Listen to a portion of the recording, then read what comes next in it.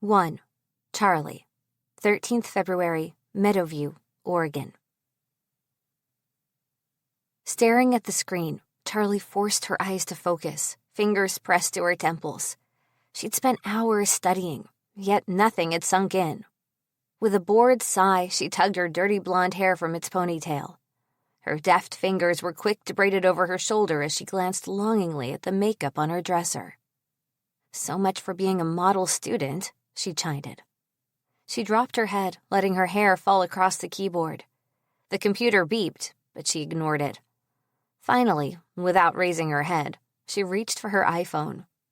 Turning up the music flowing through the speakers, she lifted her head and sang tonelessly. "I guess I'll never be the next Taylor Swift." She smiled at the distraction. "Charlotte, I'm home." Grinning, Charlie jumped out of her chair to go greet her grandma, Ruby, as she insisted on being called. She usually had a candy bar stashed in her purse, just for her. One benefit of moving in with her elderly grandmother was that she finally got all the candy she'd always dreamed about. Being raised by doomsday preppers meant she'd rarely had junk food as a kid. Since she'd walked out from her parents a year ago, she'd probably eaten half her weight in Cheetos and Snickers. Oh, the amazing things she'd been deprived of as a child. "How was the doctor?" Charlie asked as she held open the front door. Shaking her head, Ruby laughed. "It was the same as it was last month. I'm just as spry as I was 10 years ago. Dr. Anderson continues to be shocked." "He just can't believe one of his patients isn't nearly dead," Charlie teased. "Oh, I'm sure. Now be a dear and go put the kettle on." With her brisk steps and mischievous grin, it was easy to forget that Ruby was pushing 80. Unlike the rest of the older ladies in the community, she'd always worn her long silver hair in a plait over one shoulder, and she dressed in blue jeans and cardigans.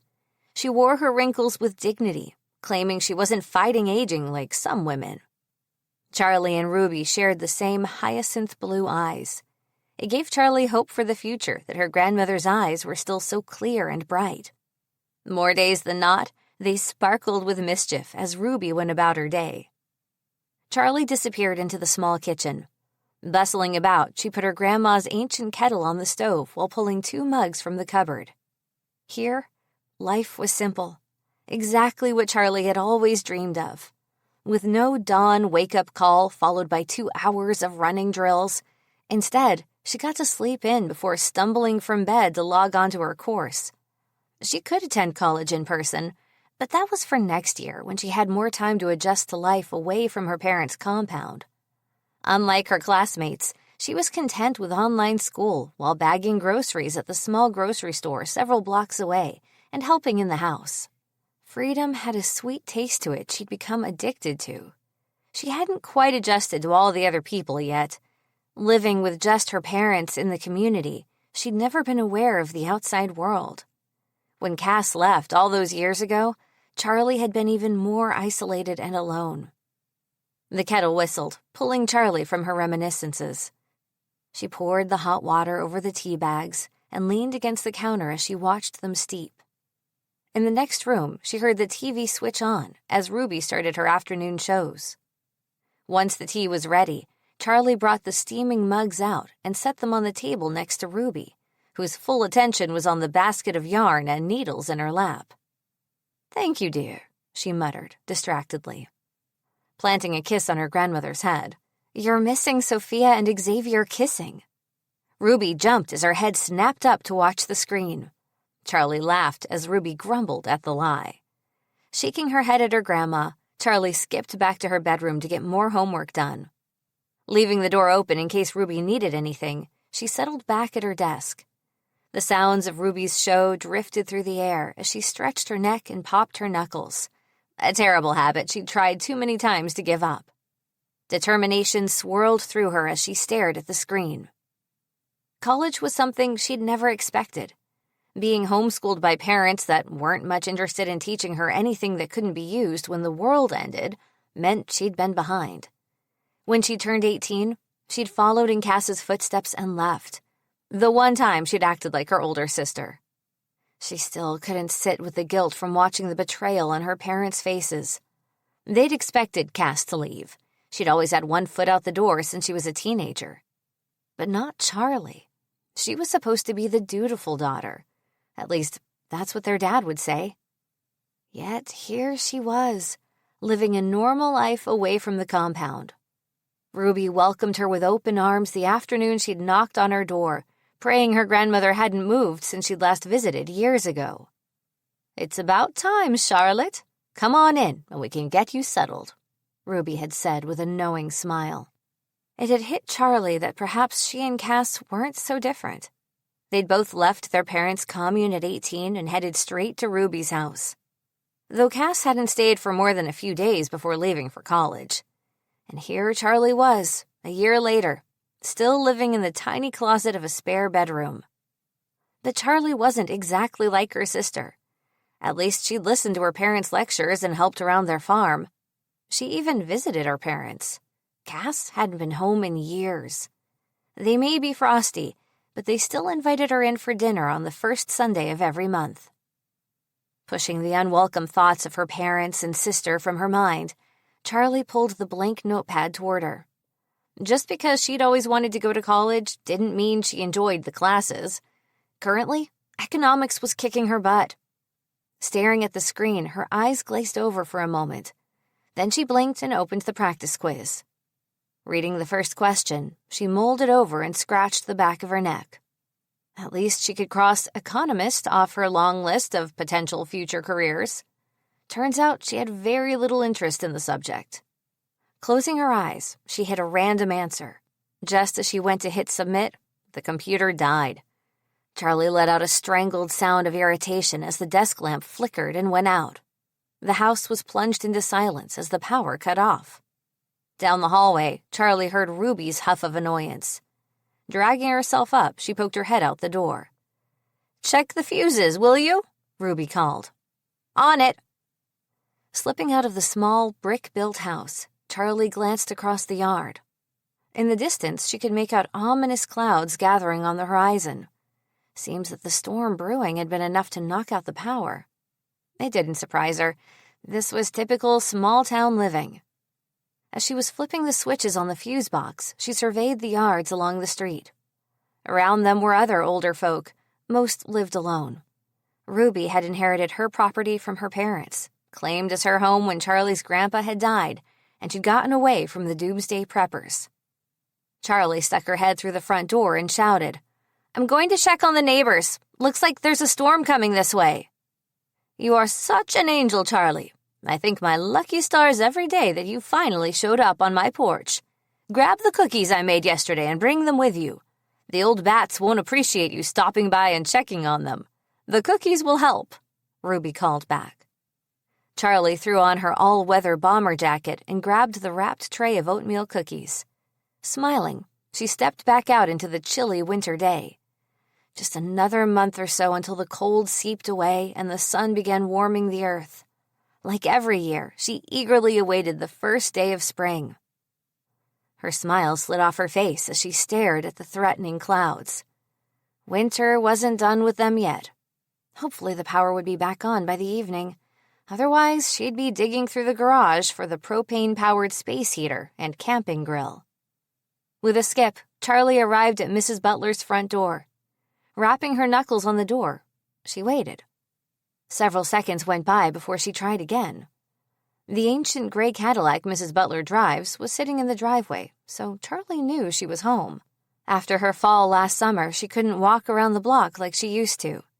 Charlie had endured many long dinners with the neighbors, and Mrs. Butler grumbling about her hip and about how stuck she felt, although her pacemaker surgery the year before wasn't as bad, she'd said. Knocking a third time, Charlie called out, "Mrs. Butler? Ruby sends cookies." Silence. How strange. The only thing Mrs. Butler loved more than gossip and complaining were Ruby's cookies. Thoughts of the elderly woman having another tumble prompted Charlie to try the door. It wasn't locked. Shaking her head at how trusting Mrs. Butler was, Charlie stepped into the house. "It's Charlie, Mrs. Butler. Are you okay?" She looked around. "Mrs. Butler, it's me, Charlie." Dim light filtered through the lacy curtains as Charlie peered into the living room. Her eyes landed on Mrs. Butler, sitting on her couch surrounded by her crochet supplies. As Charlie moved into the room, her steps faltered. "Mrs. Butler?" No response. An icy trickle of dread pooled in Charlie's stomach as she tiptoed closer. Mrs. Butler's amber eyes were staring at the blank TV, unseeing. Hesitantly, Charlie reached out a hand. She pressed 2 fingers against the woman's still warm throat. She let out a curse. Nothing. Reaching into her pocket, Charlie dragged out her phone. Dialing 911, she waited, but not so much as a dial tone. Pulling the phone away from her ear, another, louder curse escaped her lips. No bars. "Flipping great," Charlie muttered. Her attention returned to Mrs. Butler. It seemed wrong to leave her, but with no sign of life, she figured it was probably too late for an ambulance anyway. Her mind was spinning as she stared at the body. It was the first time she'd encountered death. She should feel repulsed, yet she was strangely calm. Death looked so peaceful on Mrs. Butler that it startled Charlie. Part of her expected Mrs. Butler to take a gasping breath and chide her for tracking dirt through the house. Charlie finally tore her eyes away from the rigid body. Slow steps took her back to Ruby's. "Charlie? That was fast," Ruby said as she came out of the kitchen. She hurried to the door when she saw the worried look on her granddaughter's face. She waited while Charlie found the words. Finally, Charlie spoke. "Mrs. Butler is dead." The words felt strange in her mouth, out of place, yet they tumbled all too casually from her lips with no emotion. There should be emotion, but she was numb.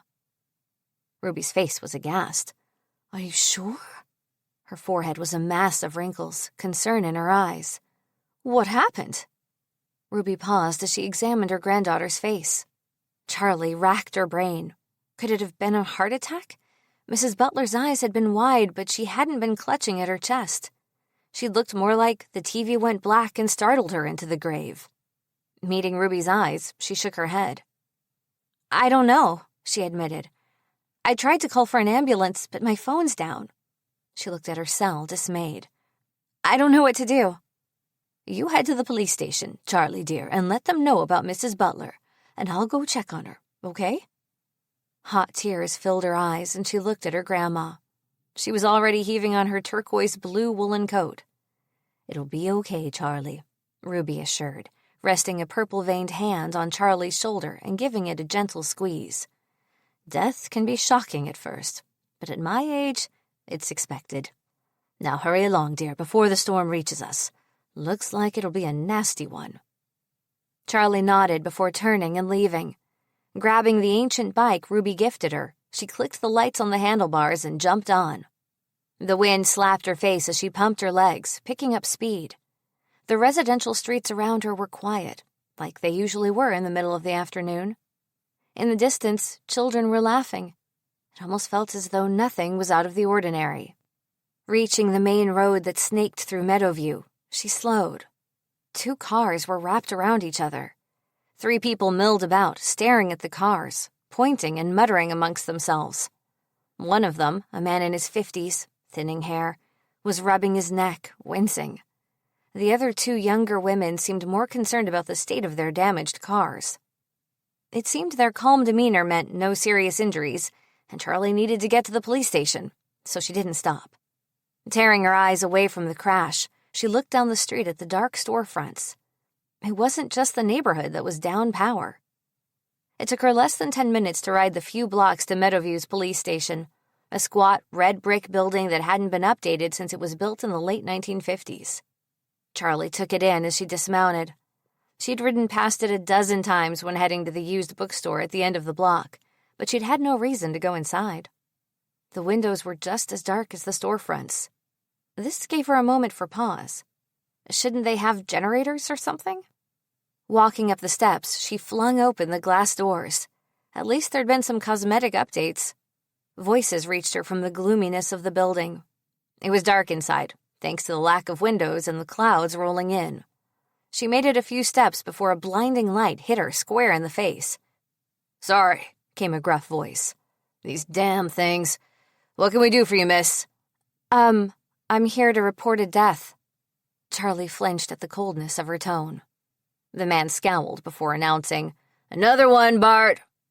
Another younger man, in his late 20s, stepped forward, this one using his flashlight to illuminate his angular face. He gave Charlie a thin smile as he waved her to follow him. A waft of pungent aftershave led the way as she moved further into the building. Her steps slowed, and for a heartbeat, she wondered if she should do this. She couldn't shake that her parents always warned her that in emergency situations, those in authority would abuse their power. She shoved the thought aside and followed the man. He used his flashlight to show her through to an office setting. A flashlight illuminated each desk, giving the room a creepy feeling as the lights danced across the walls and ceilings. Registering the hum of voices, though she couldn't make out what anyone was saying. He led her to an interview room, opened the door, and gestured for her to enter. "Take a seat." The man shone his light on a wooden chair in front of a desk. Charlie lowered herself into the chair. The man set the flashlight on the desk and went to sit opposite her. She held her breath as she waited and forced herself to relax, noting again the clawing smell of his cologne. He shuffled some papers and took out a pen from the lapel pocket of his jacket. "I'm Detective Jonas Perkins. And you are?" "My name's Charlotte Drews, but most people call me Charlie. Ruby's granddaughter." This got his attention. She didn't like the way he eyed her. It made her wish that she'd followed in Cass's steps and moved further away, somewhere where people didn't know about the preppers that lived around Meadowview. He ran a hand over his buzz-cut hair while dropping his eyes. He cleared his throat. "It's not Ruby you're here to report, is it?" She assured him it wasn't her grandmother. "Good," he said. "She's a good one. Always a friendly word. All right, here we are." Brandishing a piece of paper, he turned his attention to Charlie. His eyes seemed to cut through her at first, and then he focused. Charlie fidgeted with her messy hair, paused, then the words tumbled. She rushed to tell him everything about finding Mrs. Butler. He took notes as she spoke, nodding along grimly. "I'll get an officer around there straight away, but with the power out, it may be several hours before we can get the coroner there." The detective's eyes narrowed. "Please ensure that you'll be at hand to give another statement if need be. Can we reach you at your grandmother's?" She nodded. "Yes, of course. Anything to help. Is there anything else I need to do?" "No. I have everything I need now. But if any more questions come up, I know where to find you." Detective Perkins smiled. His smile wasn't as reassuring as she figured he'd meant it to be. He knew Ruby, that's all, she told herself, as she shook the detective's hand and left the building.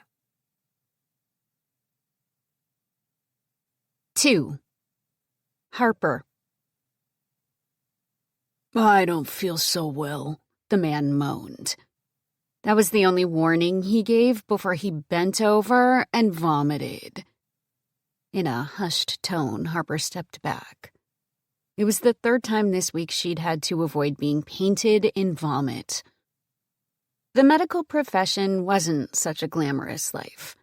She'd known this, but hadn't expected to be dealing with quite so many bodily fluids in a normal 12-hour shift. "Sorry," the man murmured, as he collapsed back into his bed. Plastering a smile on her face, Harper told him, "It's not the first time and it won't be the last. Now, let's get you some fluids started." The man's unshaven face blanched as Harper hooked him up to an IV drip. Marking the chart after taking his blood pressure, she hurried from the ward. The hospital was quiet as she walked back to the nurse's station. One upside of working in the tiny rural hospital Meadowview hosted. This also meant things were a lot less dramatic than the ER in Seattle, where she worked before.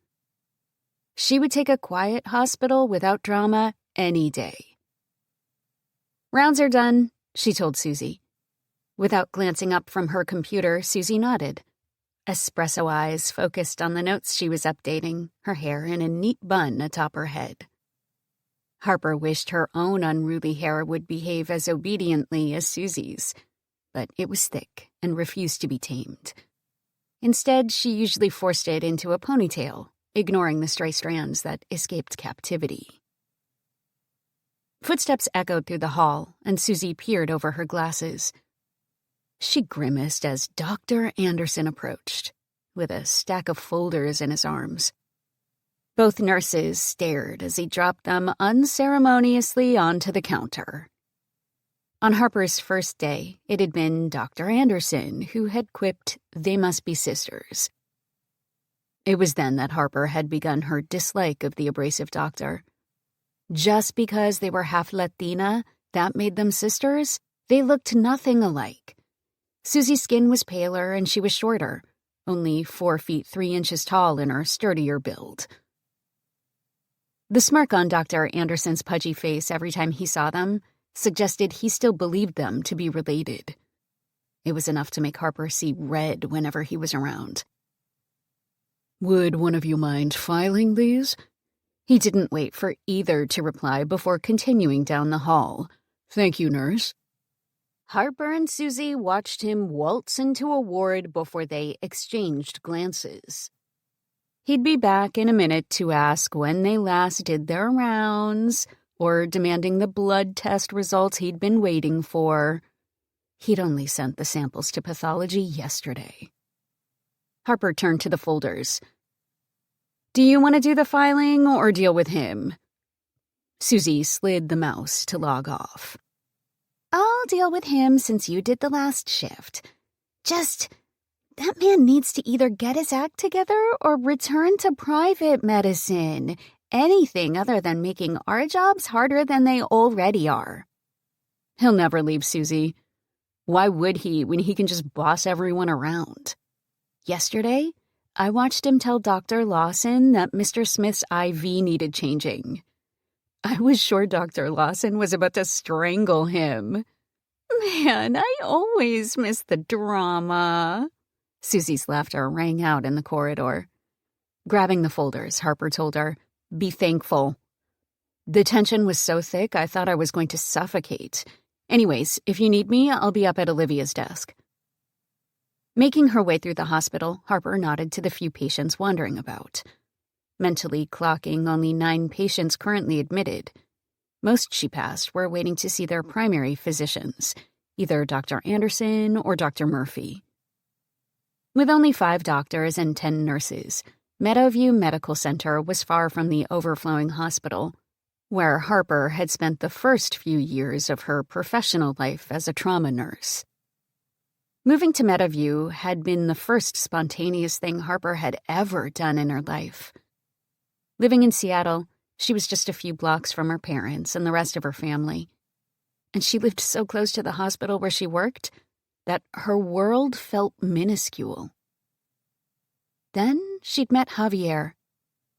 He'd come through the ER with a broken ankle from a National Guard training weekend gone wrong. It had taken just 3 hours for Harper to fall for the charming man, who convinced her, a few months later, to move to a small town. She'd agreed immediately. Her family had tried to reason with her. Life in a small town was nothing like living in a major city, they'd warned her.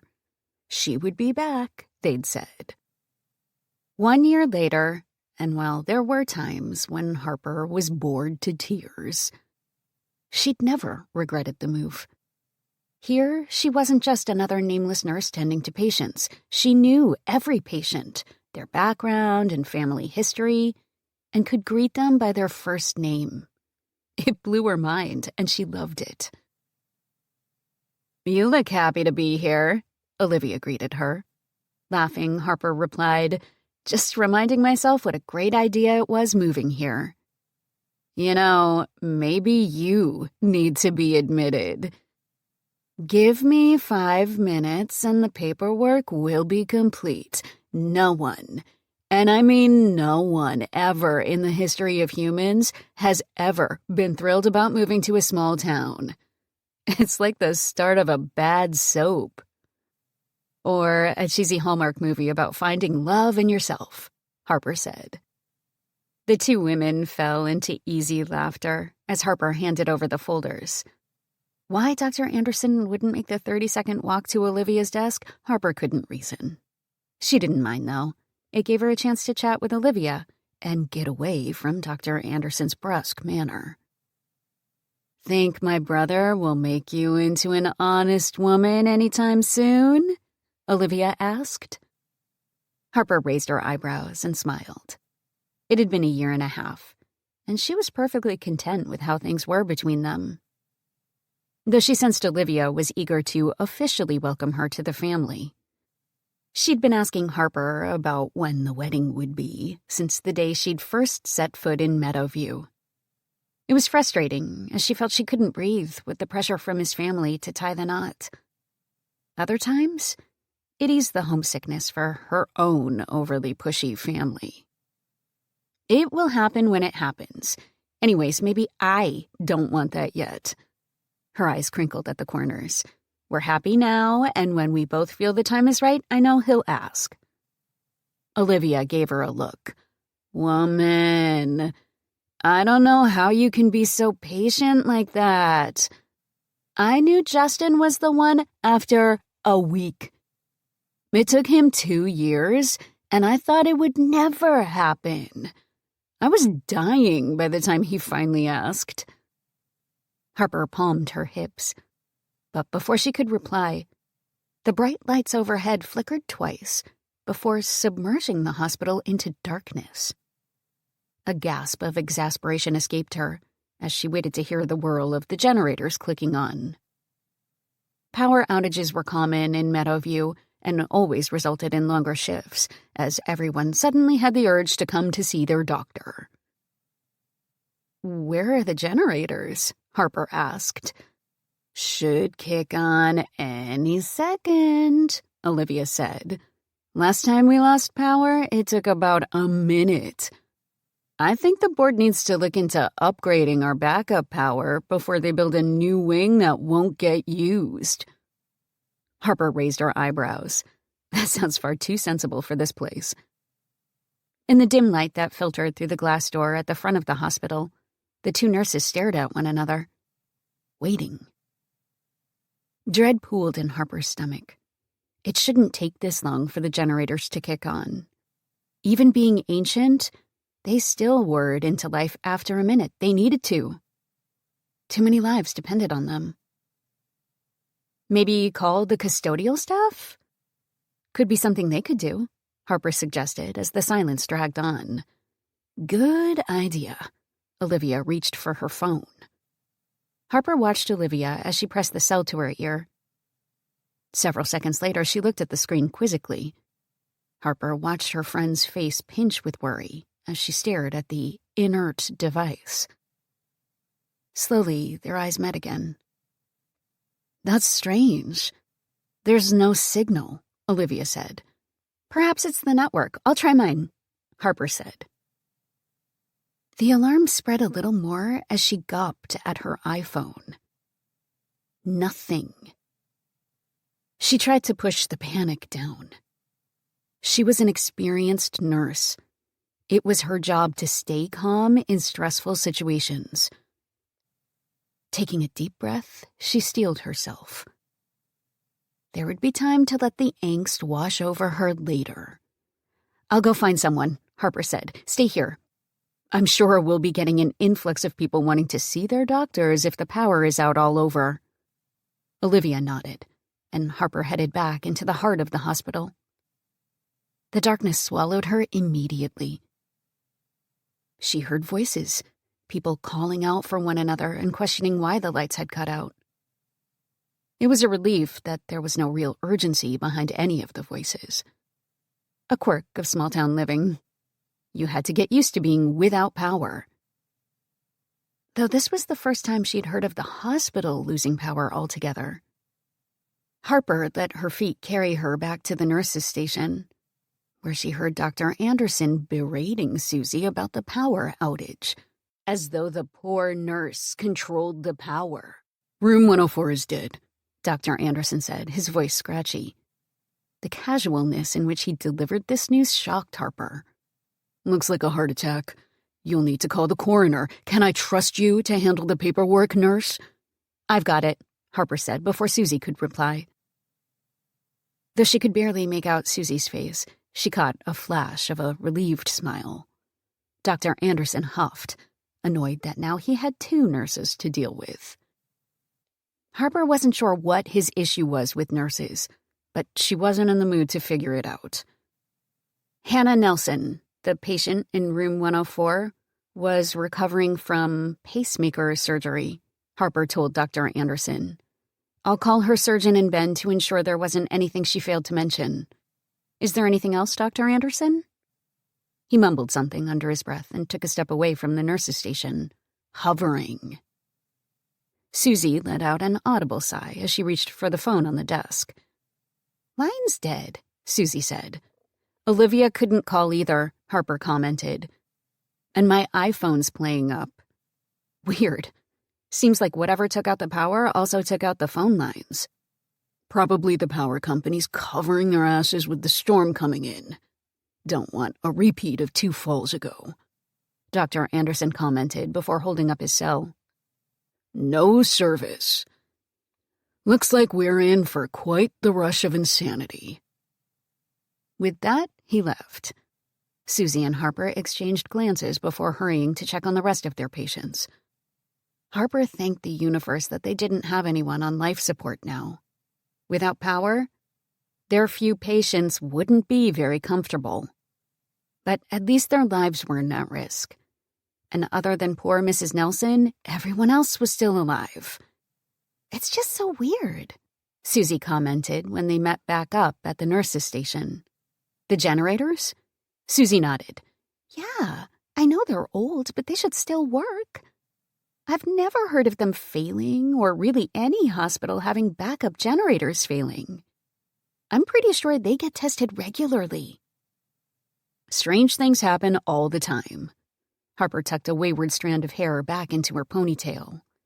If there's a storm blowing in, it could just be the power company not wanting more lawsuits on their hands. There's no fires nearby, though, and it's winter, Harper. If it was the summer or early fall, sure, but not in the middle of February. Harper could see Susie's argument made sense, though it explained nothing.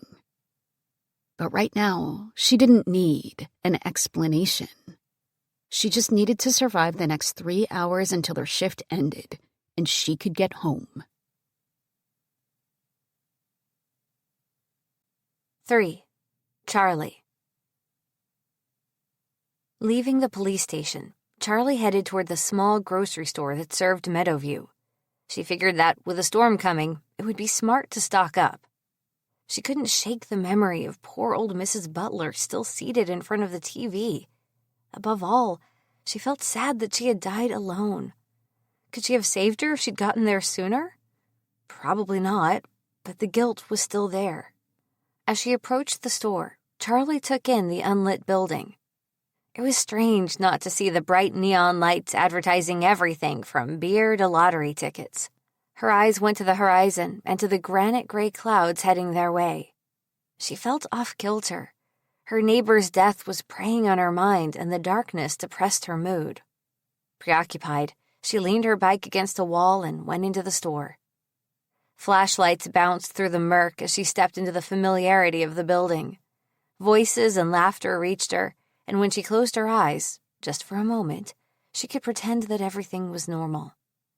Opening her eyes, she headed past the produce section.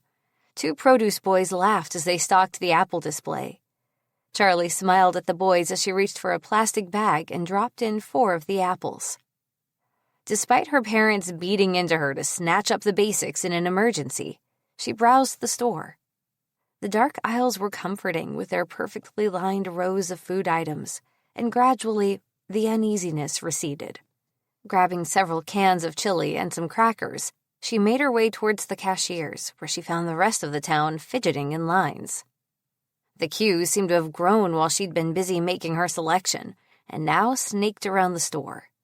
Hissing under her breath, she made her way to the back. A baby cried in front of her, the mom shushing it as she pushed the cart forward and back, forward and back. "I thought the store would have power," the mom said. Charlie nodded as she glanced at the baby.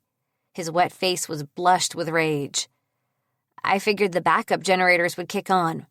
Guess the storm is worse than it looks. Hopefully they get the power back up soon, though. Can't imagine it'll be fun sitting through this cold in the dark. I hope so. Turning back to her screeching baby, the mom tried some comforting words, but the baby took no notice. Her ears unused to the high-pitched shrill of a hungry infant, Charlie inched back, bumping straight into the person behind her. She quickly turned with an apology already on her lips. The words died as she stared into the face of the detective who had interviewed her only 10 minutes since. We meet again. His smile sent a chill through her. She didn't get the chance to respond as a guy closer to her age joined him. He was taller, over 6 feet, with shaggy nut-brown hair which was falling into his eyes. He smiled at her before turning his attention to his companion. "They're out of eggs," the newcomer announced. Detective Perkins rolled his eyes.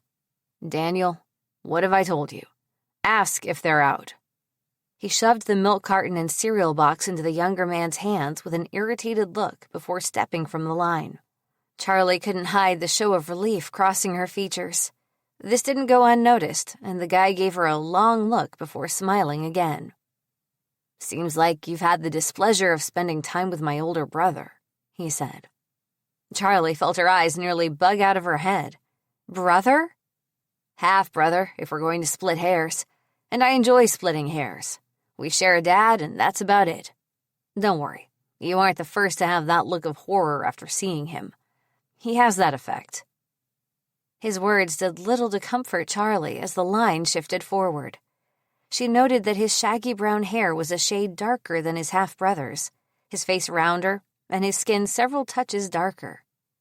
The differences between the brothers were easier to spot than the similarities, something she was sure he was thankful for. The line inched forward. At this rate, the heavens would have opened by the time she finally reached the cashier, and with Detective Perkins breathing down her neck, she would feel every second of the long wait. Even his brother's presence did little to reassure her. "I'm Daniel, as you probably guessed." He shifted around the items in his arms to offer her his hand. Smiling, she took his hand. "Charlotte, but most call me Charlie." "Pleased to meet you, Charlie," he smiled back. "You must be new to Meadowview."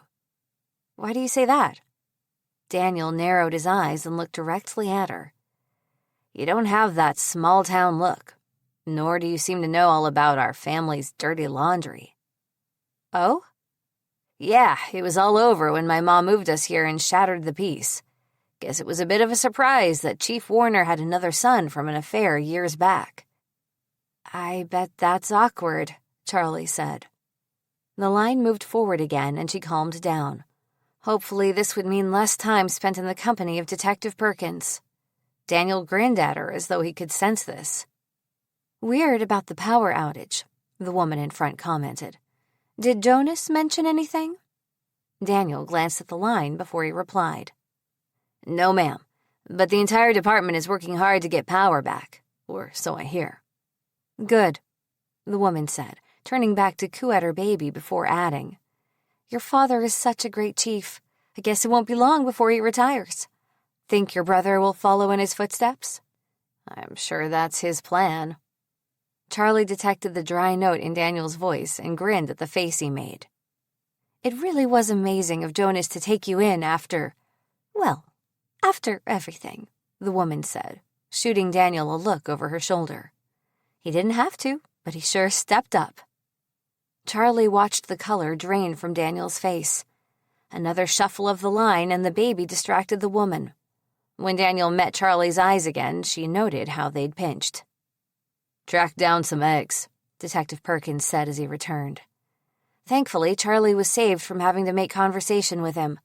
The woman ahead of her seemed more than happy to jump in and ask the detective all about the power outage. She even made a point of expressing how inconvenient it all was, as it messed with her son's nap time. Charlie had to bite her cheek to stop from laughing. The line moved along, and before she knew it, she was watching an overwhelmed teen explaining to an angry woman that the credit card readers were down, and they couldn't take cards. Charlie felt for the teen. It couldn't be easy working here in all of this. Finally, a weary-looking middle-aged woman arrived to bail out the flustered young cashier. her face stern as she reiterated to the customer that the power being down meant no credit cards. "This is ridiculous," the woman snapped. "No one carries cash around with them. Don't you have some backup system for when your card readers are down?" The manager sighed. "Yes, madam. Cash." "Unbelievable. Seriously, there's nothing you can do. What about a check?"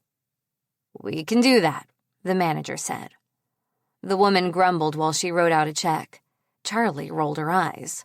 The woman didn't have cash, but she carried around a checkbook. Even Ruby had stopped bringing her checkbook everywhere.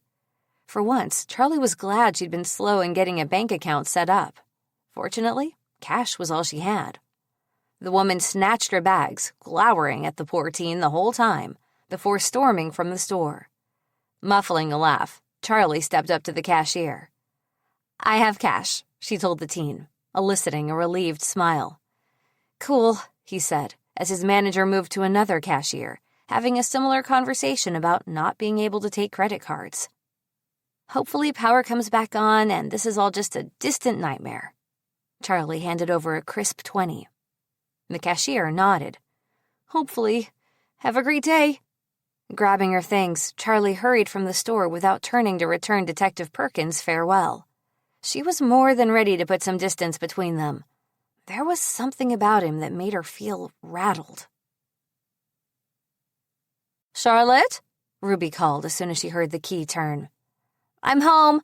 I stopped and picked up some things." Ruby appeared in the doorway, eyes twinkling. Smart. Good girl. "How did it go at the police station?"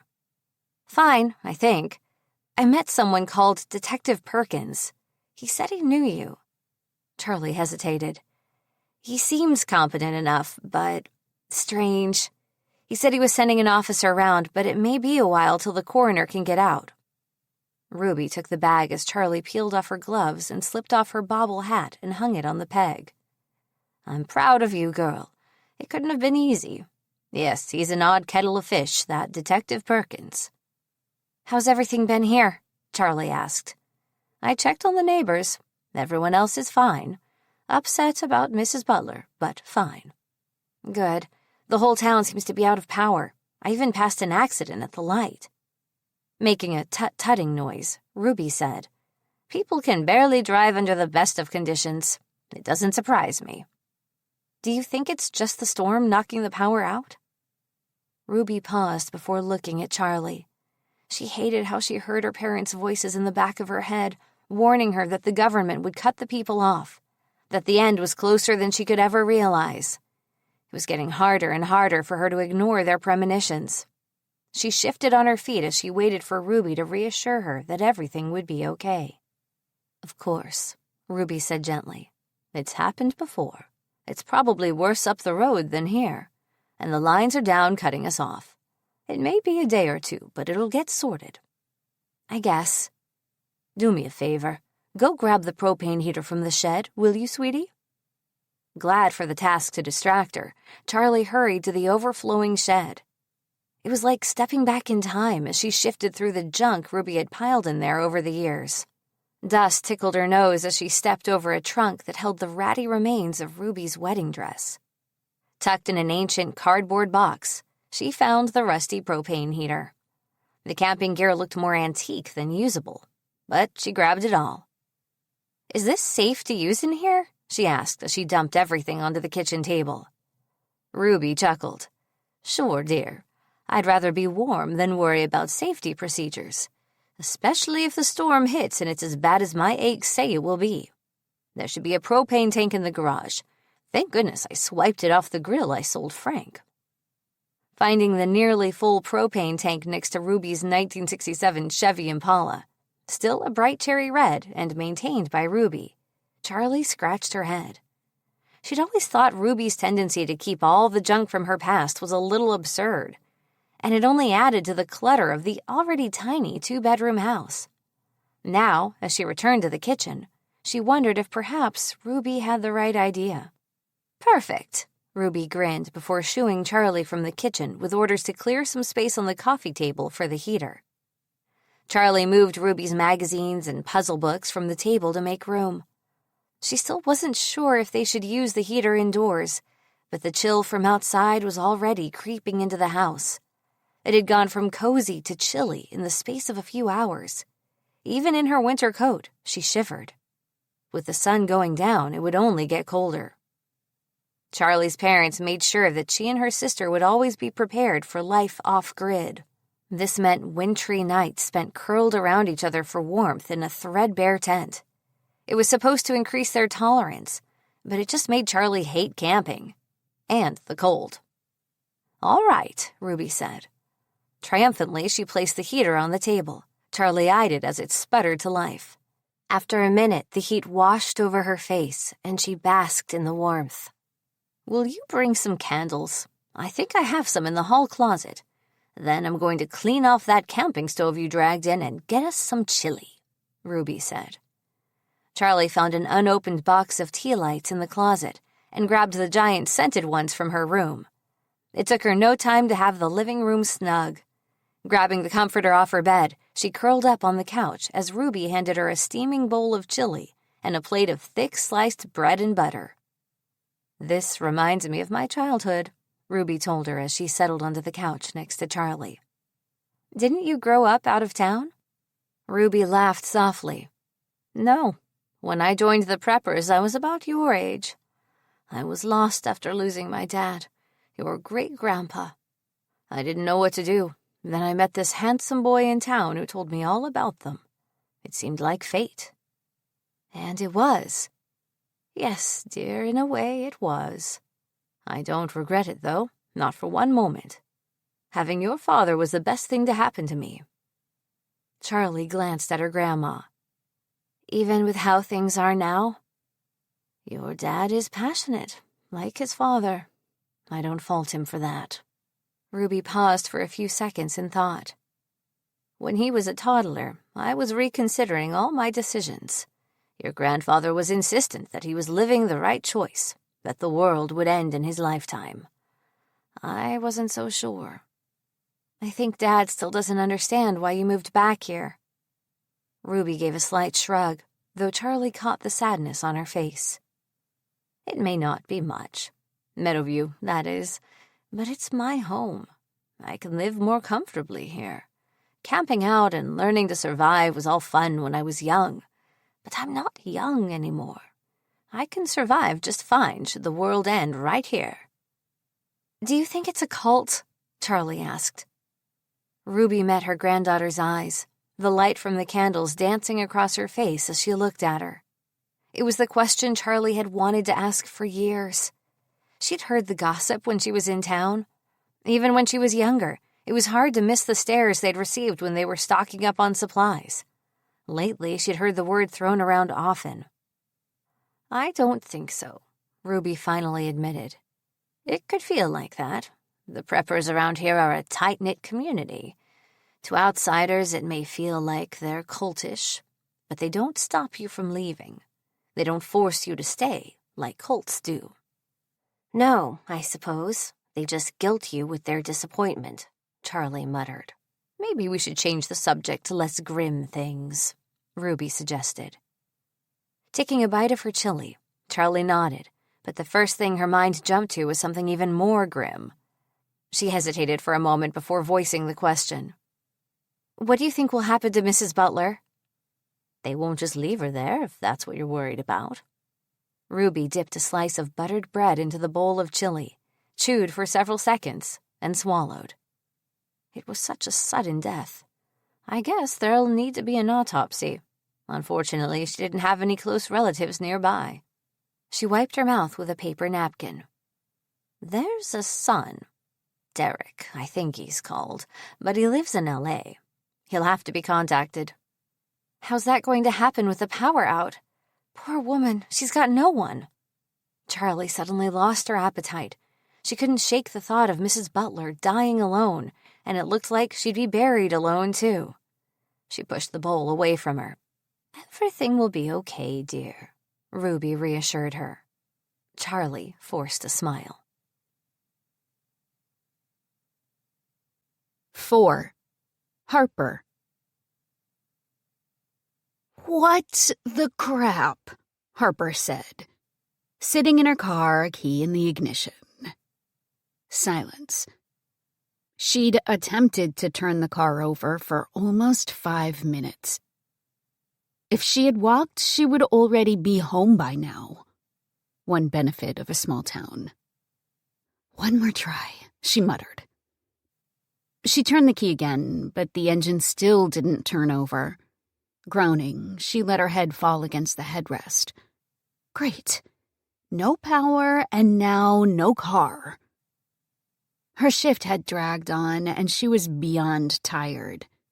She just wanted a warm bubble bath, a glass of wine, and to sleep for 12 hours straight. Dealing with a dead car was the last thing she wanted. With the power down, she'd expected more people through the doors. But other than the 2 people that had walked themselves in and announced they'd been in a car accident, no one had shown. Which was a relief, as Dr. Anderson had disappeared, and neither Susie nor Harper could find him. What I would give to be in his shoes, Susie had grumbled. Show up late, leave early, and spend more than half your shift outside smoking.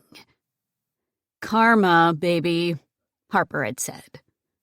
Now she couldn't help but wonder if it was karma that had killed her car's battery. And her cell phone. She couldn't call Javier to come pick her up. It looked like she would be walking. The sun had set an hour ago, and the somber clouds blotted out the stars. Her whole body shivered as she locked her car. A frigid wind had picked up, whipping her hair out of its ponytail and into her face. As she set off, she wrapped her coat tighter around herself. Just as she was leaving the parking lot, an icy drizzle started. Several choice words left her mouth as she picked up her pace. She was glad that she only lived 10 minutes from her work. During the warmer months, she liked to walk, taking in the red dirt along the sidewalk and the clear blue sky overhead. It was nothing like this in Seattle. Tonight, though, she was too grumpy to care about the fresh air. It was hard to be appreciative as it licked her face, chilling her as much as the rain that had seeped into her coat and down the back of her neck. Nearly jogging by the time she reached her street, her steps slowed as she neared the house she shared with Javier. It was weird to see the street so dark, with no streetlights illuminating the way and no warm light pouring from the houses. Unlocking the front door, she stepped into the pitch darkness of home. Dropping her purse and kicking off her shoes, she used her hands to find the way as she followed the faint sounds of static and deep voices to the basement. "I'm home, hun." Javier had several candles flickering around the old ham radio that was his baby. He smiled up at her as she frowned at him. "Have you been huddled down here all afternoon?" she asked. He held his hand out for her to take it, leaning back in his chair. "No, I checked on the neighbors. Made sure they were set for a few hours without the power, then pulled out all the camping gear. I figured I should wait around to see if I'm going to get called in." "Any word?" The smile slipped from his face, and the dread from earlier returned full force in her stomach. She'd grown accustomed to him attending his monthly weekend training with the Guard.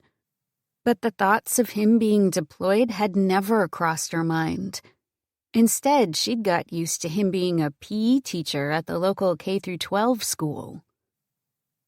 "There's been some chatter." He turned back to the radio. "Javier, what's going on? My car won't start and there's no cell service." His eyes widened as he met Harper's gaze, pausing for several seconds in thought. "It's something big, babe." He paused again. "Word is Portland saw some planes go down. Sounds like there was an attack." Harper looked dumbstruck. "What?" "Yeah, it's true. And the storm isn't helping. They're expecting it to blanket half the state and dump sleet. This'll make travel even more difficult." She leaned against the wall, dismayed, confusion overtaking logic. The world's gone mad, Javier. It makes no sense. As Javier looked at her, she saw the worry in his eyes. He wasn't one to sugarcoat anything, something she'd usually appreciated about him. Not now. She wanted everything sugar-coated, because her gut was screaming at her that things were about to go from bad to worse. "I don't want you to go," she whispered. "I know, babe. Right now, there's no official order, but the guard up near Portland got the call, so I think it may be a few days before my unit is called in." That's a good thing, though, right? Maybe it's not that serious after all? Javier leaned forward. "That's what I'm thinking. If it was serious, I'd already be halfway to Portland." "I'm gonna change," Harper told him. He nodded his attention back to the radio. Grabbing a flashlight from his table, Harper left him to it. If he heard anything, he'd come to tell her. She needed to get some rest now. Things going south would mean she needed to be at the top of her game. Lives would depend on it. Reaching the lightless bedroom at the back of the house, she pulled off her scrubs.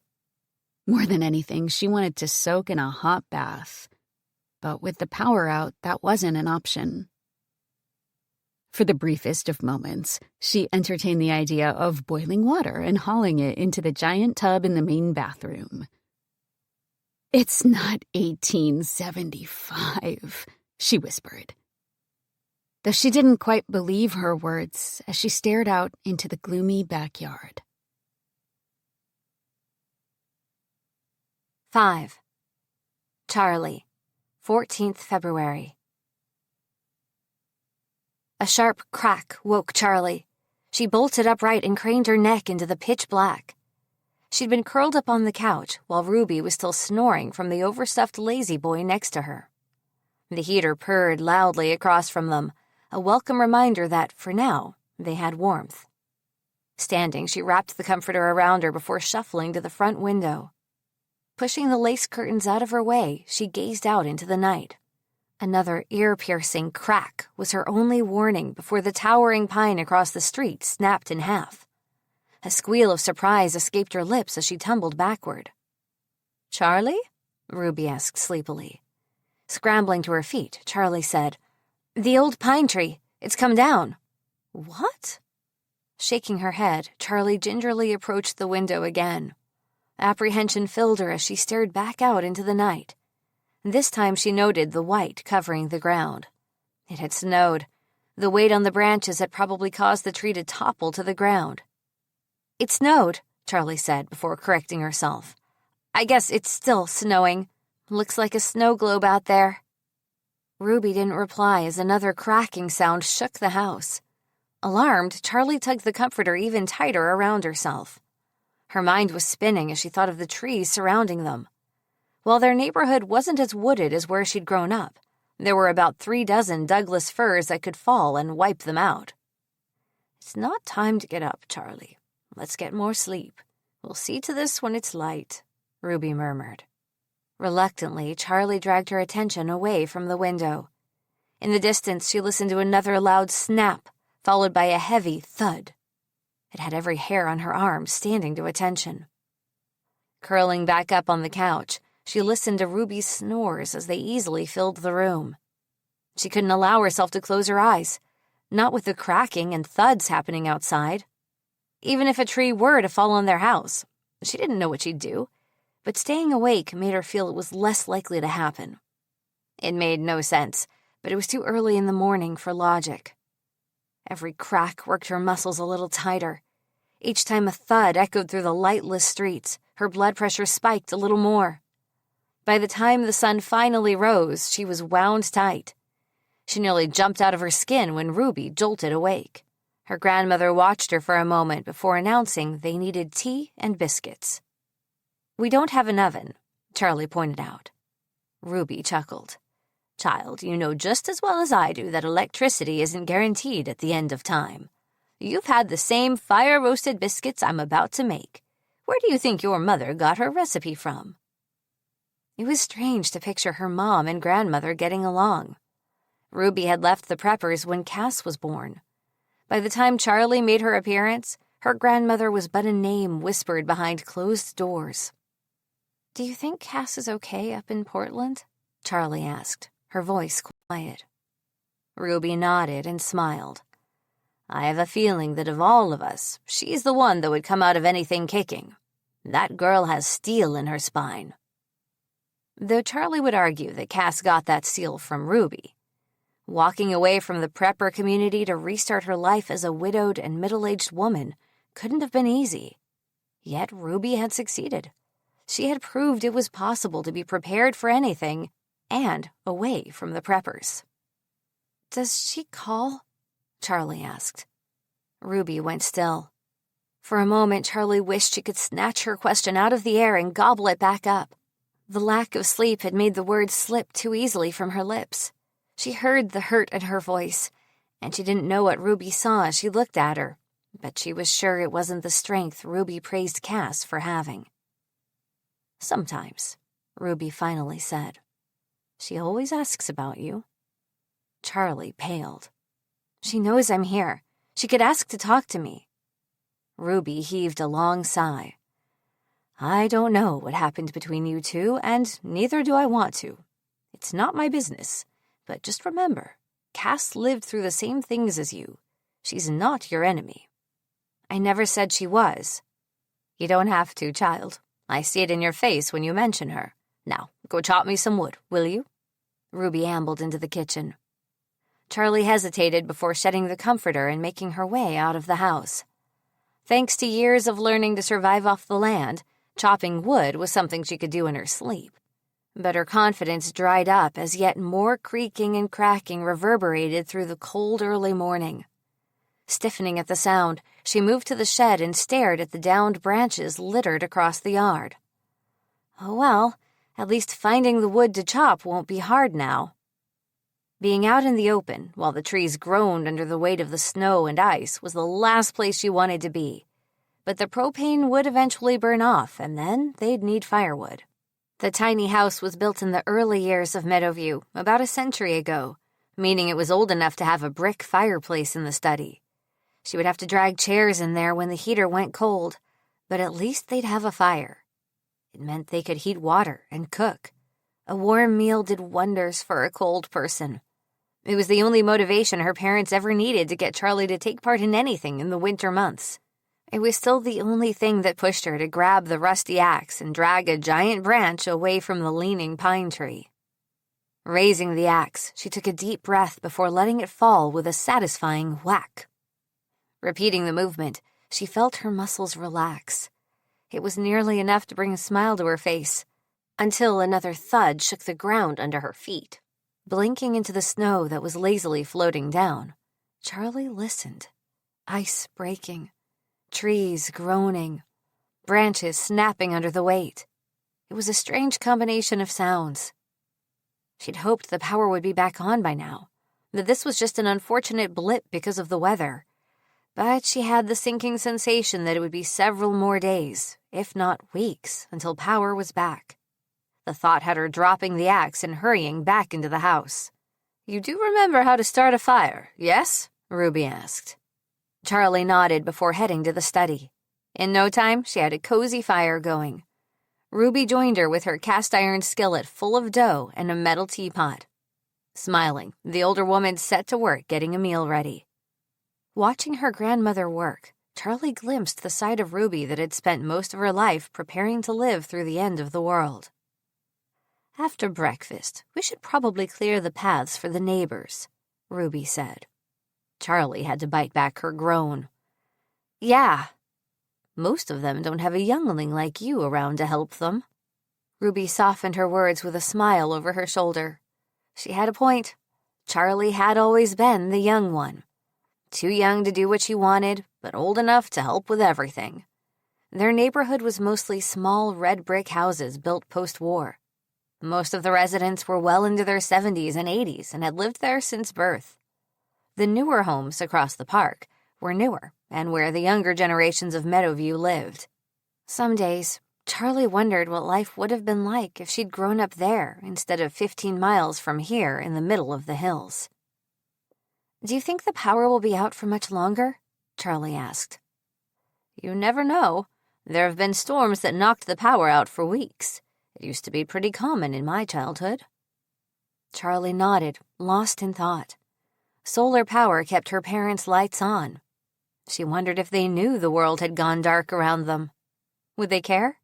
It wouldn't surprise her to hear them gloating that they'd been right all along. Coming to live here, she'd never expected to find herself thrown back into the familiar territory of survival. No heat, no lights, and no music to drown out the constant chuntering of her parents' voices in her head.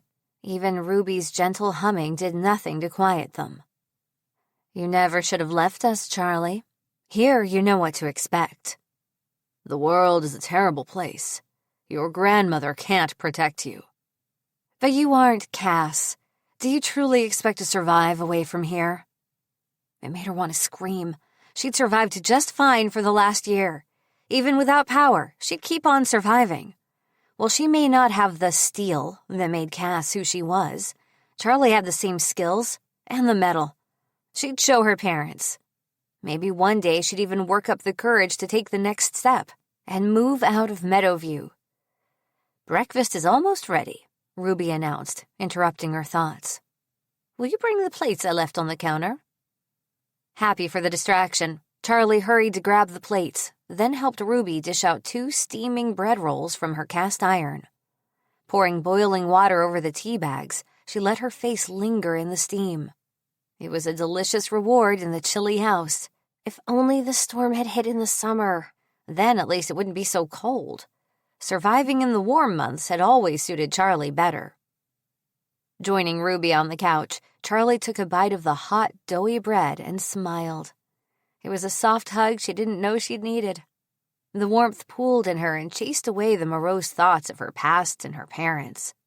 By the time she'd polished off 2 large buns, she was content. You're humming, Ruby smiled. Off tune. You really must be my granddaughter. Charlie grinned as she helped Ruby clean up the dishes. She hadn't noticed her grandma leave a pot of water on the fire to make the cleaning up easier. She was relieved she wouldn't have to wash dishes in melted snow. Her hands had become spoiled with hot water and lotion. Welcoming back the blisters and redness she was accustomed to wasn't something she wanted to do, ever. Be sure to bundle up, dear, Ruby told her. Charlie said yes as she flung on her coat before pulling the bright blue hat Ruby had knitted her onto her head. Matching gloves went on while she shoved her feet into her boots. She felt like a kid getting ready to go out and play in the snow. I'll be around to make sure everyone's had some food, Ruby said. As Charlie skipped into the garage, it took her several minutes to haul out the heavy snow shovel. She wondered if Ruby had anything from this century other than her giant TV for watching her shows. Everything else seemed to be left over from when Ruby's parents lived in the house decades ago. Watch for ice, Ruby warned as Charlie reemerged. She nodded before she stepped out the front door for the second time that morning. The wind had picked up, and snow immediately caught in her eyelashes. The cold bit through her coat. She'd gotten too comfortable. It was freezing away from the fire. Everything was covered in at least an inch of ice. She couldn't remember the last time an ice storm had hit them. It made her wonder if it would cause delays in repairing the power. Groaning at the thought of putting off a hot shower, Charlie got to work. Unlike west of the mountains, snow here wasn't uncommon. She'd spent many snowy days last winter shoveling the sidewalk and everyone's driveways on Maple Street, though then it hadn't been as wintry. She couldn't remember the last time she'd felt cold like this. The air was heavy with ice as she trudged down the sidewalk, and her lungs burned with each inhalation, as though icicles had formed. It didn't take long for her to tire as she heaved the heavy snow off the sidewalks. She felt the eyes of the neighbors watching. No one came out to say anything, which was a relief, as she wasn't sure she had enough energy left to deal with small talk. Not when she was now sweating from shoveling the entire street. Thoughts of warm cocoa wafted through her mind as she crunched through the ice that topped the fallen snow, making her way back to Ruby's. She heard a horse neighing, an unusual sound to hear even being a small town in the middle of nowhere. Peering up the road, she saw 5 men on horseback riding past. It was such a bizarre sight that Charlie blinked twice as they passed. She took in their military uniforms and the serious expressions on their faces. It was then that she recalled there was a National Guard armory nearby. They must be out checking on citizens.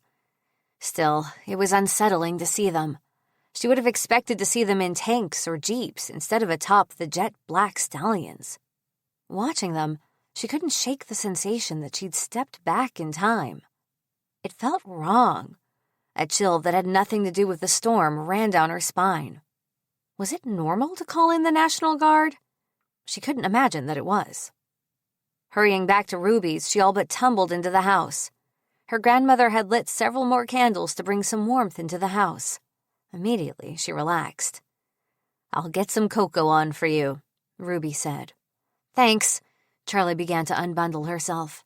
"I saw the National Guard, well, I think it was them, on horses up on Ridge Road. Is that normal?" Ruby turned to face her. There was a strange expression on her grandmother's face. It was enough that Charlie knew that, no, this was not normal. "What's going on?" she asked, not expecting her grandma to have the answers any more than she did. "Let's have some cocoa, then go check on the neighbors. Maybe someone's heard something." 6. Harper. "Babe." Harper prized open an eye to look up at Javier. The grim look on his face had her other eye opening as she sat up in bed.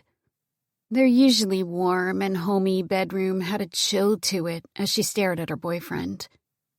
Slowly, it dawned on her that he was in uniform, one that he usually only wore for training once a month. "You got called in." He kneeled by her. "Yeah." "Things must be bad." "It seems like it." 2 summers ago, when a wildfire ravished the hills behind them, they ordered him to be on standby. When the riots broke out in Portland, his unit had been told to get ready. But he'd never been deployed. Javier liked to joke they were lucky.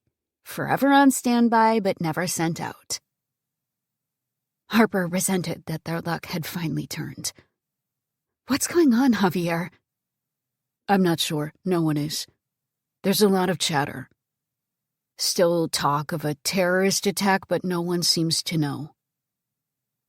She rubbed her eyes as if to block out his words as she was thrown back years to when she stood in her classroom, watching the world transform as planes took down buildings. Now she couldn't shake the feeling of déjà vu. "I'm scared, Javier." He took her hand with both his hands. "From the sounds of it, communications are down around the state. I don't think the power is because of the storm. I don't know what to think, babe." She jumped out of the bed. Chills shot through her as her bare feet hit the cold hardwood floor. Padding across the room, she peered into the backyard. The early morning light illuminated the snow and ice. Crap. "Yeah. I've got an hour before I need to head to town hall. Guess that's where they want us to meet." Harper clumped her brows together. "But there's nothing here for the National Guard. No big city, no base. Nothing worth much. Just a tiny town tucked away from everything else." "Civilians in distress, Harper. They'll need help, and that's my job for now," Javier told her. "Right now, it seems no vehicles are working. Well, nothing from the last 20 years. Makes getting around harder, although some patrols are out on horses. Thankfully, there are a few of us living here. I think they want us to make our presence known. Help where we can." "People are going to have questions." "I know. I have questions, Harp. Something big is going on, but nobody will put words to it. I hate this guessing game they've got us all playing." "You'll be in town then?" He stood, inspecting the shine on his boots, and glanced back at Harper. "For now. Until they need us elsewhere." "I always knew this day would come. I just thought I was prepared for it," Harper said as she closed the distance between them. His arms wrapped around her, and she buried herself in the warmth radiating from him. Inhaling his scent, she did everything in her power to memorize him at this moment. Then, she pressed a kiss to his cheek. "You come back in one piece," she ordered. "I'd be a complete idiot to leave you, babe, you know that. I'll do everything I can to be here when you get back." She gazed into his eyes as she drew away. "I know. I love you. Now go save the world." Javier pulled her back to him, pressing his lips to hers. The kiss was over all too quickly, and she watched him leave. He shot her a grin over his shoulder and walked out the door. Standing in the middle of the bedroom, fighting back the tears, she took a deep breath. The dread from yesterday bubbled to the surface, which prompted her to leave the room. Now wasn't the time for panic or to feel worried about Javier. He was a National Guardsman long before he'd met her, she reminded herself, as she poured a bowl of Cheerios. He'd be fine. Besides, he'll be in Meadowview. For now. It's not like power outages and severe storms haven't happened before. He'll be more than fine. She sipped some black coffee and chewed in contemplation. She refused to even consider terrorism. It had been years since the last attack. She couldn't imagine what it would mean if that's what had happened. Deep down, she worried it meant that Javier's unit might be deployed somewhere miles away. Somewhere more in the line of danger and away from her. Taking another spoonful of Cheerios, she chewed absent-mindedly, put her spoon down and looked ahead, eyes unfocused. This wasn't the thinking she needed right now. Pull yourself together, girl. Figure out the problem, find a solution, panic later. That's how she'd always dodged every curveball thrown at her. And it was how she'd get through this. Finishing her bowl of cereal, she glanced out the window. Snow and no power meant the hospital would be swamped. People would assume it was a warm, safe place to take refuge. Even though it was her day off, she wasn't about to sit around the house. Anyhow, her mind needed a distraction. She was sure they would welcome her extra hands. If nothing else, she could help check people in. Determination flowed through her as she made up her mind. Pulling on a clean pair of lavender scrubs, she pulled her thick brunette hair into a ponytail. A hot shower would be amazing, but right now, Harper was just glad she had something to do with her day. Scribbling a note in case Javier came home and found her gone, she pulled on her winter coat and scarf. It was frigid out. She wished she had her car, though she doubted it would have warmed up by the time she got to work. Her feet crunched the fresh snow as she set out. The cold nibbled away at what little warmth she had, just enough of a distraction to keep her thoughts from spiraling out of control. She slipped, catching herself on the passenger door of a neighbor's car.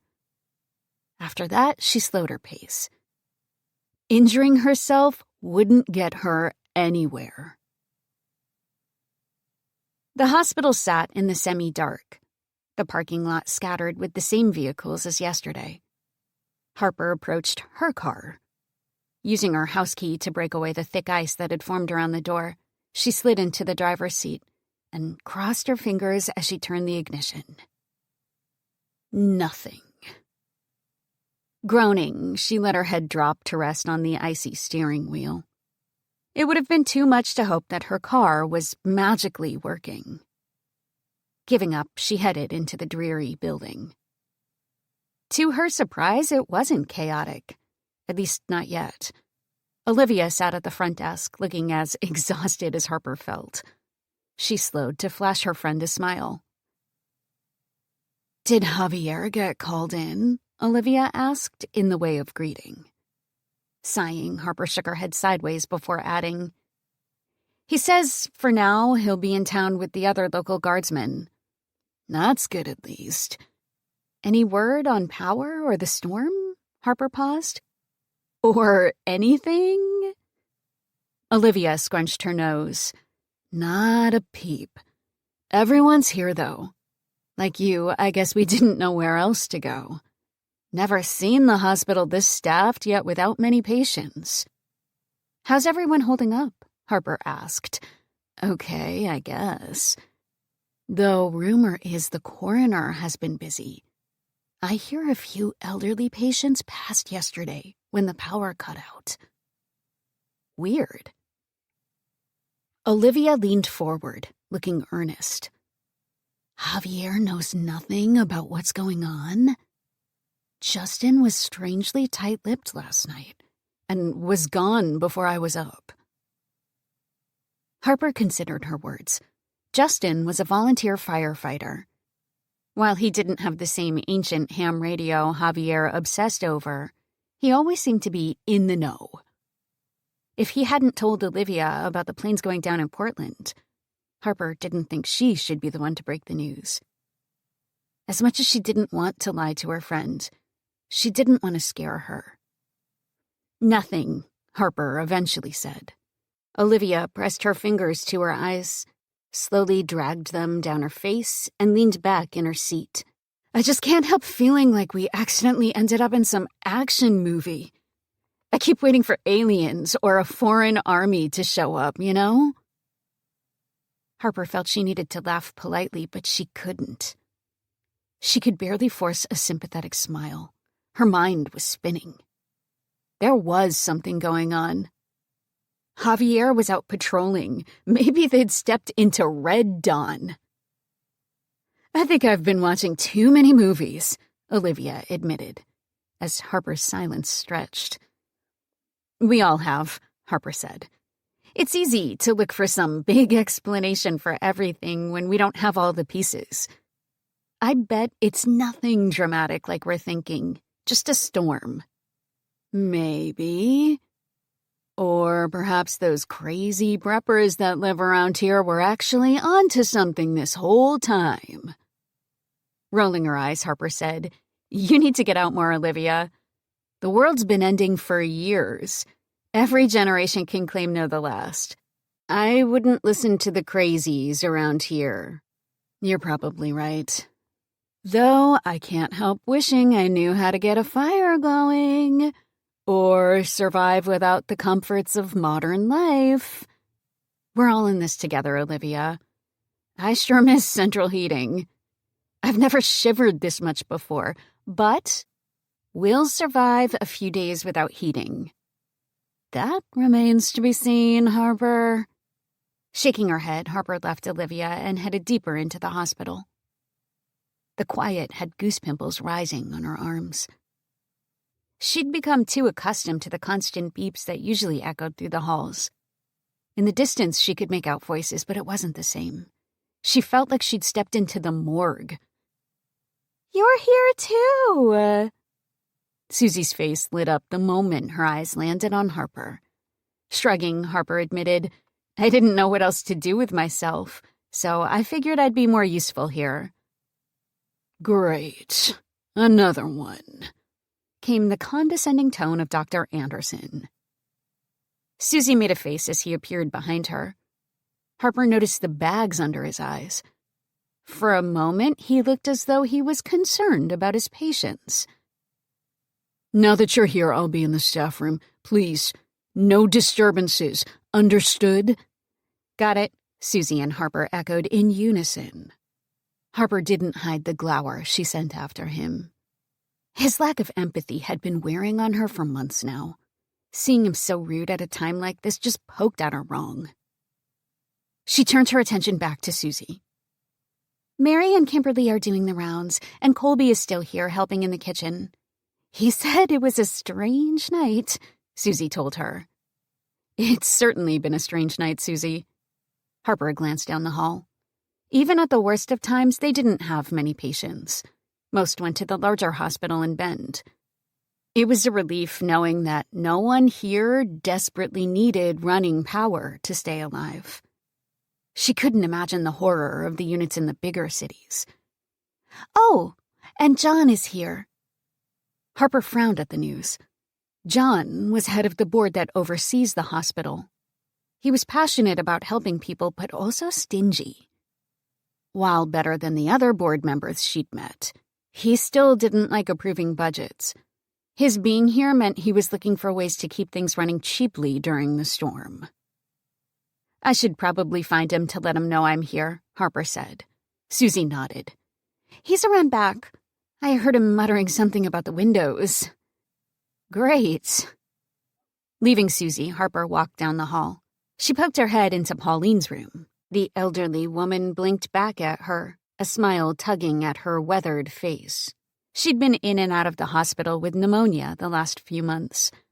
Harper was reassured that there was a flashlight set up to illuminate the room. At least the woman didn't have to sit in the dark. "How you holding up?" Harper asked.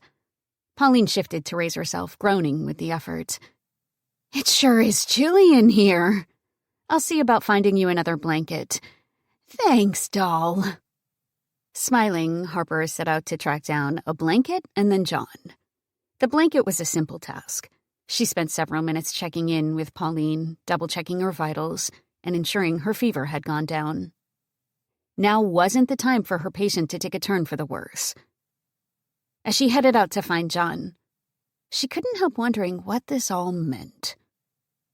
Modern medicine relied heavily on technology. Without it, she wasn't sure she knew how to be a successful nurse. Sure, she could care for her patients, but she couldn't give them most of the things they needed to comfort and heal them. The days would be long until the power returned them to the modern day. "Hello, John," Harper said as she knocked on his door. John glanced up from his desk, a solemn look on his face. "Harper, hello. I wasn't aware you were in today." "I should be off, but figured I'd be more useful here." "While I appreciate the gesture, I'm not sure it's necessary. Most people seem to be staying home, meaning we don't need all hands on deck." Though his words stung, Harper knew he was thinking of the bottom line. An extra shift was more money out of the hospital's purse. "The next few days we may need you here." He paused, then continued, "Fresh and ready to care for people. The longer the power is out, the worse things will get." "Is that what you think?" He ran a hand through his salt and pepper hair. "Certainly. We'll be seeing more people getting sick, mostly pneumonia and chest problems, but also acute injuries and other things. Probably some cases of toxins poisoning people when they drag out their rusty camping gear and don't cook their meat right." "Are we going to be suited to handle these without power?" "We'll manage. Hopefully it's only a few days. I suppose since you're here, I might as well use you. I received word earlier that the authorities have asked that we board the windows. Against the storm, they said." Blinking, Harper asked, "But you don't think it's that, do you?" "I'm not sure what I think, Harper. In all my 35 years of caring for this hospital, I've never seen the power go out like this. We've never been so completely cut off before." "I can board the windows." "Thank you, Harper." He glanced at his wristwatch before returning to the piles of papers on his desk, flashlight in one hand. Harper turned and left. His words bounced around in her head. The powers that be expect something worse. Her dread grew, and she had to take a moment to press her hands against her stomach as she struggled to catch her breath. 7. Charlie. A rapping noise jolted Charlie from her nap. It took her a moment to come crashing back to reality. Pulling her comforter around, she glanced at Ruby sitting in her chair, a giant crossword puzzle book open in her lap, eyes fixed on the front door across the room. "Are we expecting people?" Charlie yawned. Ruby shook her head, her eyes quizzical. "No, but it could be a neighbor come to check in on us. George mentioned he would when I stopped by his house this morning. Be a dear and see who it is, will you?" Charlie peeled herself from the couch. Here she'd found a small cocoon of warmth. It had been only a few hours since their breakfast, but already the cold had found its way back in. She stretched, plodded across the room, and opened the door. Detective Perkins was standing on the porch. He gave her a grin that she guessed he thought was friendly. It needed work as it put her teeth on edge. "Who is it?" Ruby called. Opening the door wider, Charlie said, "Remember the detective I talked to about Mrs. Butler?" Setting aside her puzzles, Ruby heaved herself up with a huff under her breath and made her way to the door. With her grandmother at her back, Charlie felt more at ease under the detective's scrutiny. He was still grinning. "How can we help you today?" Ruby asked. Detective Perkins appeared unaffected by the slightly frosty tone. "I just wanted to let you ladies know that we've taken the body to the coroner. Mrs. Butler's in expert hands now." "Why, thank you. We appreciate you taking the time and trouble to let us know, Detective," Ruby replied. He stepped forward, then said, "There's something else. I'm also here on unofficial business. I've been speaking with other members of our community, and it seems many people are worried about our small town being cut off from the supply lines until the power gets restored." Charlie took 2 steps back, turning to look at Ruby, willing her to speak. "Well, yes, but Meadowview has always survived. What does that have to do with us, Detective?" Ruby asked. "I've taken it upon myself to start a collection, if you will, and I'm working with Reverend Roberts at Meadowview Church. We want to get together a small stockpile of non-perishables and essential hygiene items. This way we can depend on each other instead of sitting around waiting for the rest of the world to remember our existence. I thought I'd ask if you have anything you can contribute, such as tins of food or any spare blankets for the elderly in town. The lack of heat will be hardest on them, and I want to help in any way I can." Charlie frowned at his words before glancing again at Ruby, who wore a matching frown. The words made sense, as did the sentiment, but she couldn't imagine things being that bad. It had only been a day. The store wasn't even that picked over. Besides, most of the people around Meadowview had enough food to last several weeks, thanks to extreme couponing and avid hunters. "I wasn't aware things were that dire," Ruby finally said. Detective Perkins stared at Charlie, eyes unblinking. "Not yet, but we'd like to get ahead of the situation. Hank has had his hands full over at his store and is running low on some things. People panic buying, mostly. Going about talking about supply lines will only make people feel more panicked," Ruby commented. "Not at all, ma'am. Everyone I've spoken to seems to understand and appreciates that someone is stepping up to ensure we're all taken care of. Small towns always have such a great way of looking out for one another. I know you spent decades away from here, but I'm sure you remember what it was like." Charlie felt her grandmother stiffen at his words. Ruby may have spent half her life living out at the commune with her parents, but she was born and raised in Meadowview, many years before even the chief and his family moved to town.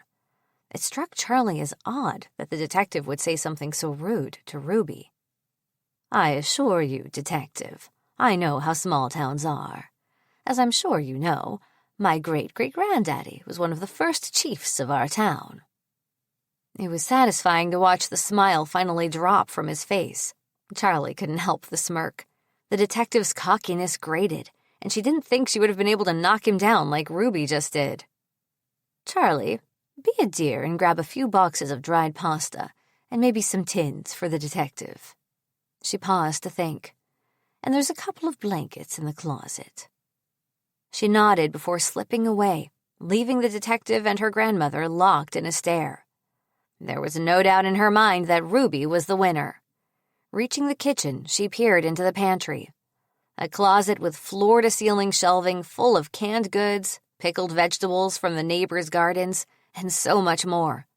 Ruby may have left behind her days of living off the land, but she was still prepared for whatever life would throw at her. Something Charlie was thankful for as she grabbed 2 boxes of discount pasta, 3 tins of hot dogs, and a large can of peas before she moved to her grandmother's bedroom. Returning to the front door, the two were still locked in a silent battle. Clearing her throat, she smiled at the way Detective Perkins jumped to attention. His smile returned to chase hers away. "Here you are, Detective." As she handed him the food and the bundle of woolen blankets, her nose caught a whiff of lavender from the handmade scented sachets her grandmother folded in the clothes and linen. The detective eyed them for a moment. Charlie sensed he wanted to push them for more. He knew their family's history. She bet he was hoping they would be more generous. Obviously, he didn't know the first thing about the preppers. This is them being generous.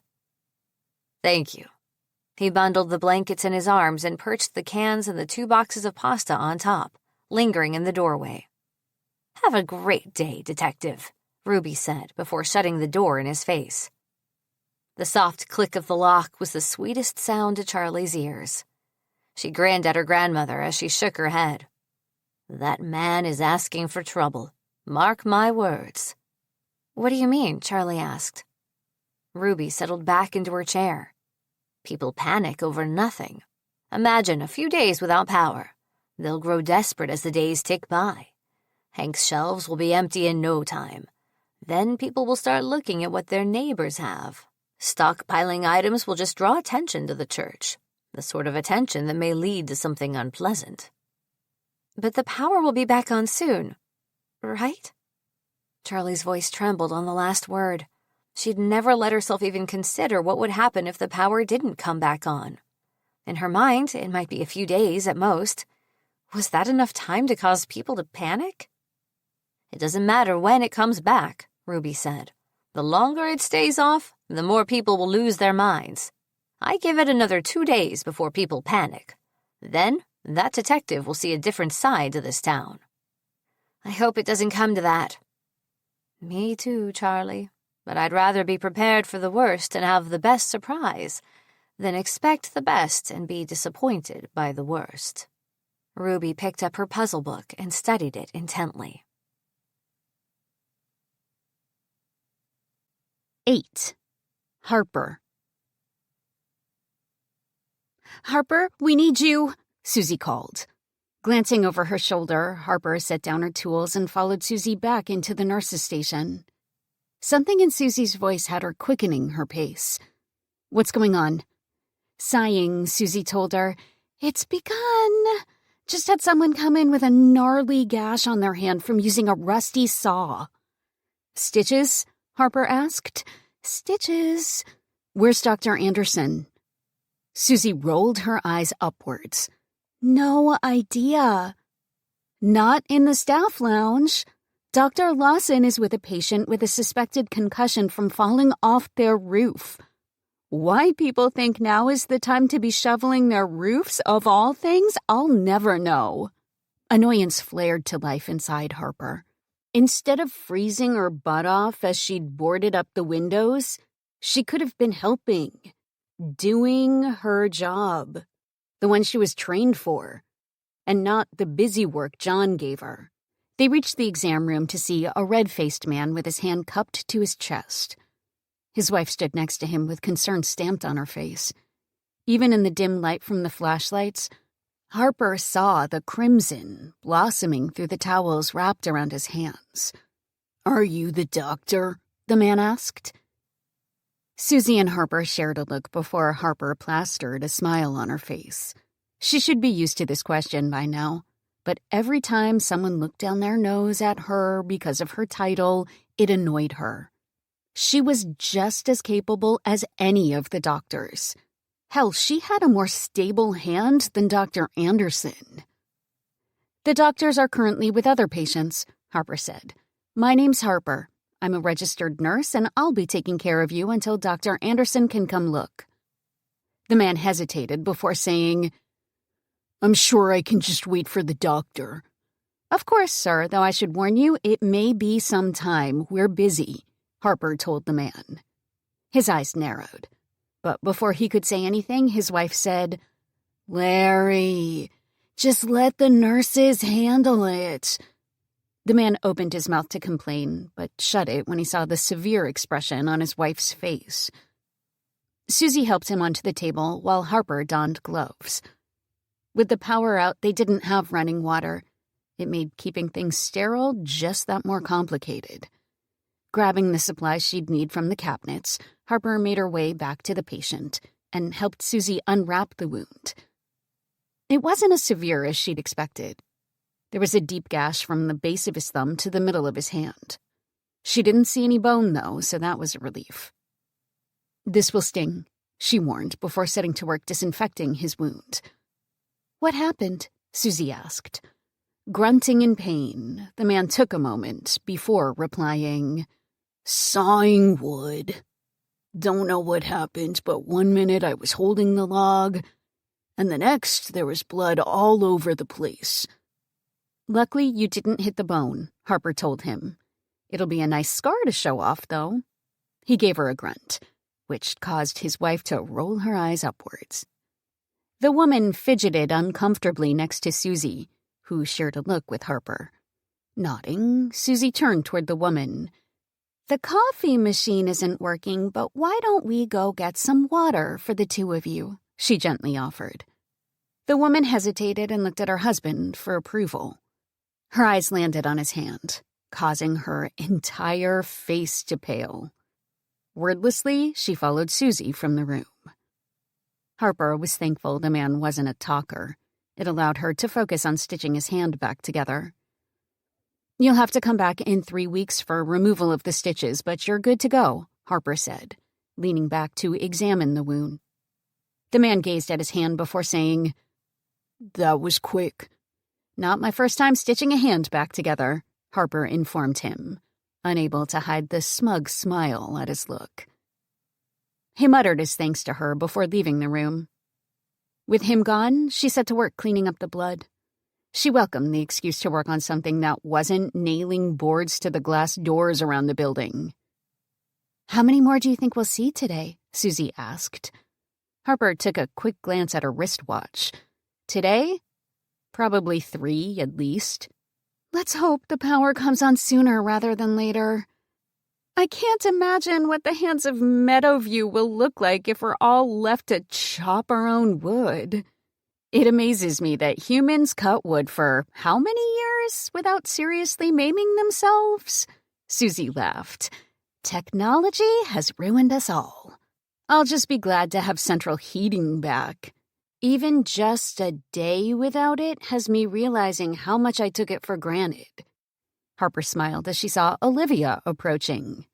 "There's a gentleman in the lobby with a sprained ankle." Olivia frowned at the two nurses. Since she couldn't page the hospital staff over the intercom, she'd been forced to leave her desk to announce each patient, something that had worn on her quickly throughout the day. "I've got it," Harper said. "I put him in room 119, Olivia told her before scurrying back toward the front of the hospital. Entering, Harper found a man in his mid to late 30s, clean-shaven, wincing as he stood staring at the charts on the wall. "Hello," Harper said. He smiled as he made eye contact. "That was quick. I expected more of a wait." "The benefits of small-town hospitals, I guess," Harper told him. "I hear you have a sprained ankle. Do you need help to get on the exam table?" "I can manage," the man said. He hobbled to the exam table and ungracefully perched on top. Gloving up, Harper set about examining his leg. Sure enough, the ankle was very swollen. She hesitated for a moment.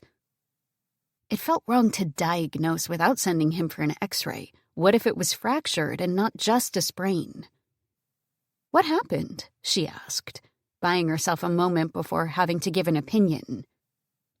He grimaced. "The ice. I was out for a walk and hit a patch just right. Next thing I knew, I was on my butt and my ankle was throbbing." "Well, the good news is it doesn't feel broken," Harper told him. "I'll strap it up and get some ice for you." "Thank you, Nurse Newman," Harper told him. He grinned at her. "I'm Howard. Just moved to town. Less than a week living here and I can't believe I've already found myself in the hospital." Something about his words made her feel uneasy. His eyes hadn't left her face. She sensed he was measuring her up, that he could see straight through her. "I'll be back with some ice," Harper said. In the hall, she bumped into Susie. The two women exchanged looks before Harper nodded down the hall to the nurse's station. Wordlessly, they made their way over. "What's going on?" Susie asked. Harper lowered her voice to a whisper. "Nothing. Just something about that patient was off." Ever just get those weird vibes from someone? All the time, Susie replied with a slight smile. I can finish up with him. I owe you. I'd appreciate that, thank you. He just needs ice and his ankle wrapped. Before Susie could reply, Olivia interrupted, letting them know there was a kid vomiting all over the lobby. Sighing, Harper grabbed a bucket while following Olivia to the waiting area.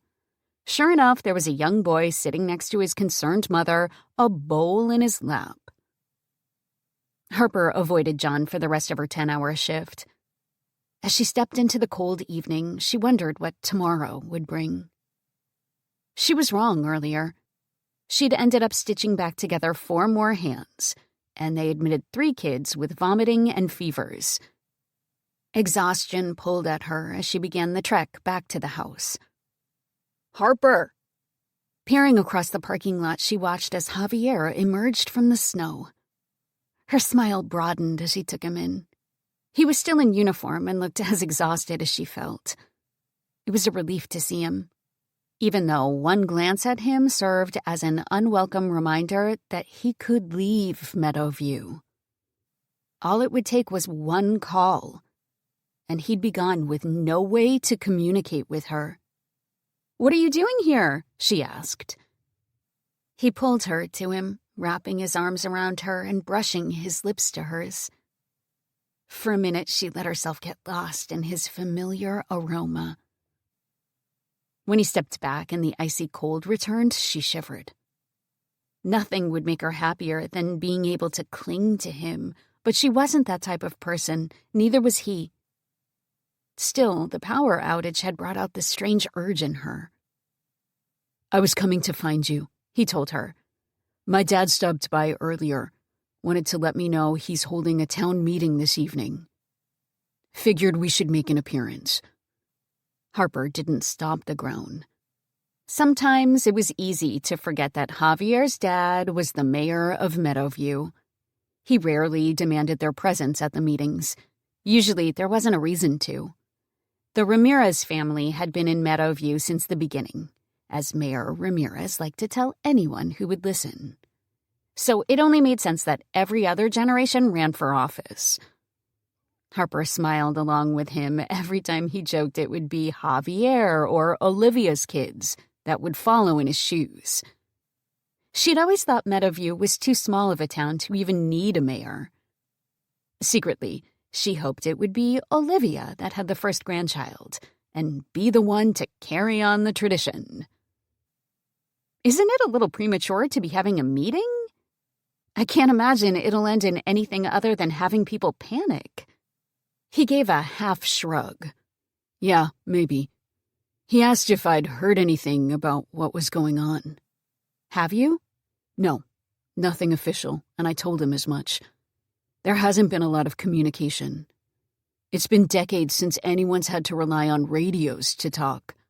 It's a miracle I've even heard as much as I have." "You've heard something?" Javier had a worried look in his eyes. "I didn't say that." "You did." "It's nothing, Harper.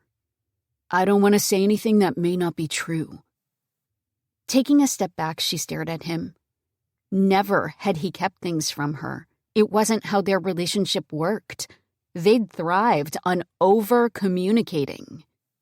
He'd been more than willing to tell her all about the planes yesterday. She couldn't imagine what he'd heard that would make him suddenly not want to share. Unless he was keeping things from her for some other reason. As though reading her mind, he cupped her face in his hands. "It's not that I'm keeping things from you, babe."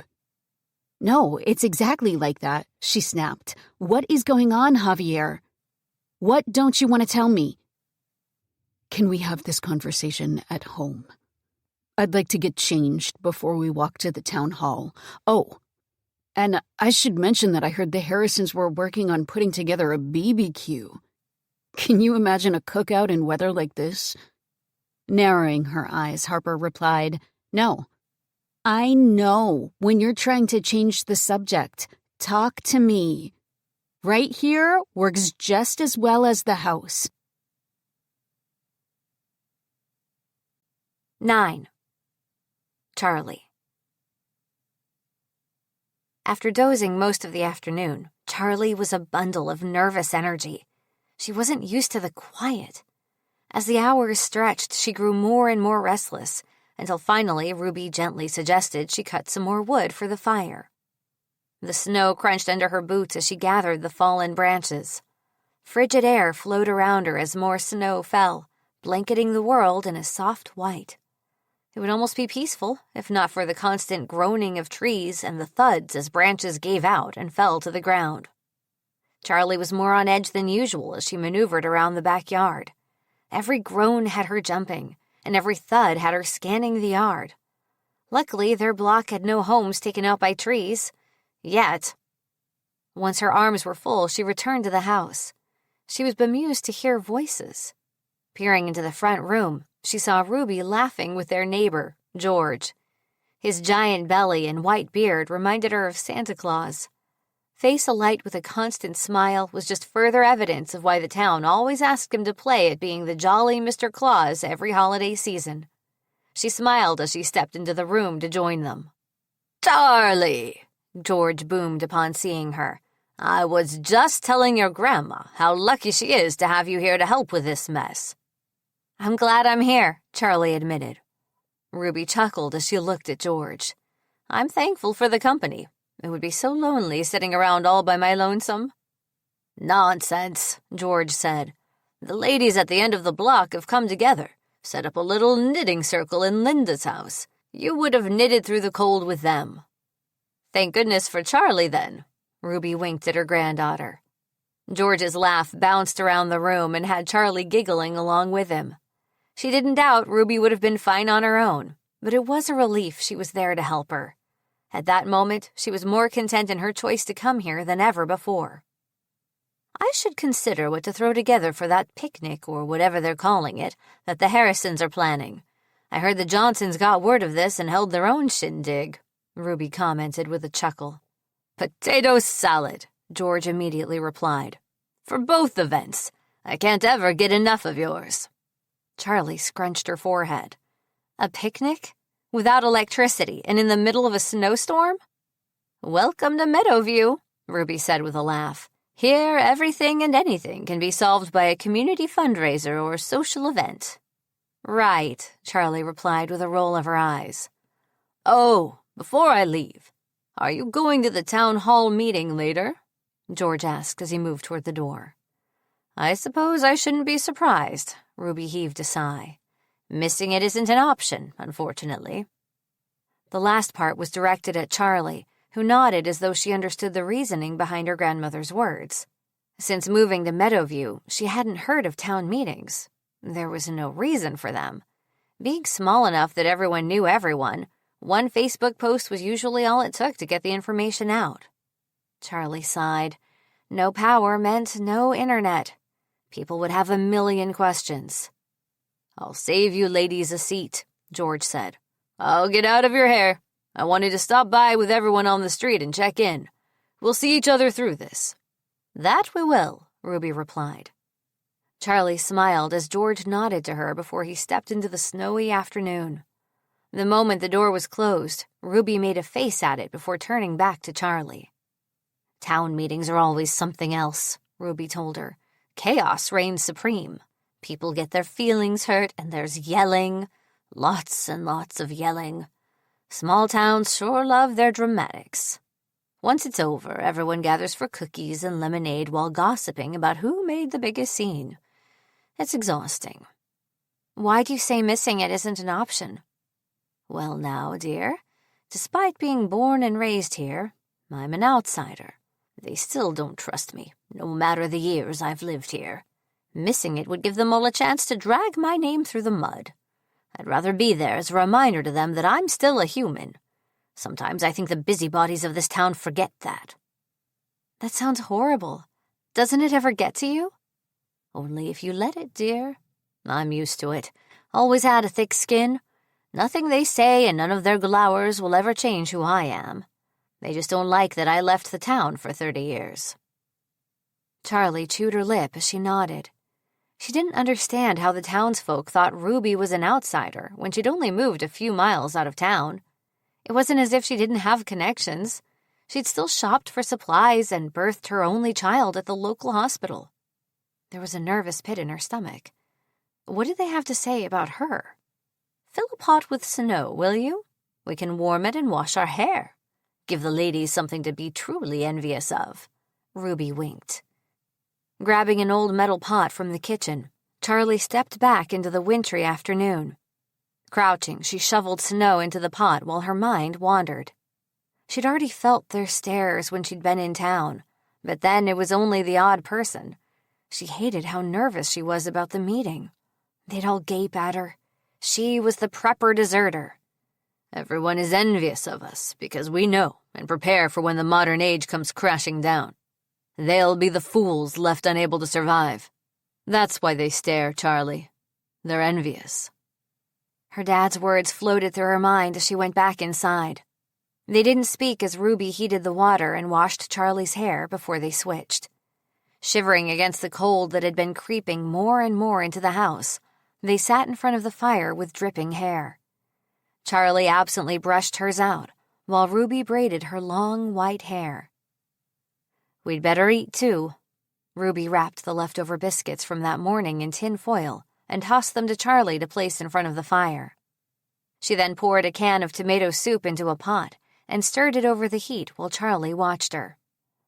The steam from the soup rose, and soon the delicious aroma filled the room. Anyone that's ever camped, even just once, had some knowledge of surviving without electricity and other modern-day comforts. It was hard to see the benefits of living away from civilization. Her mind spun.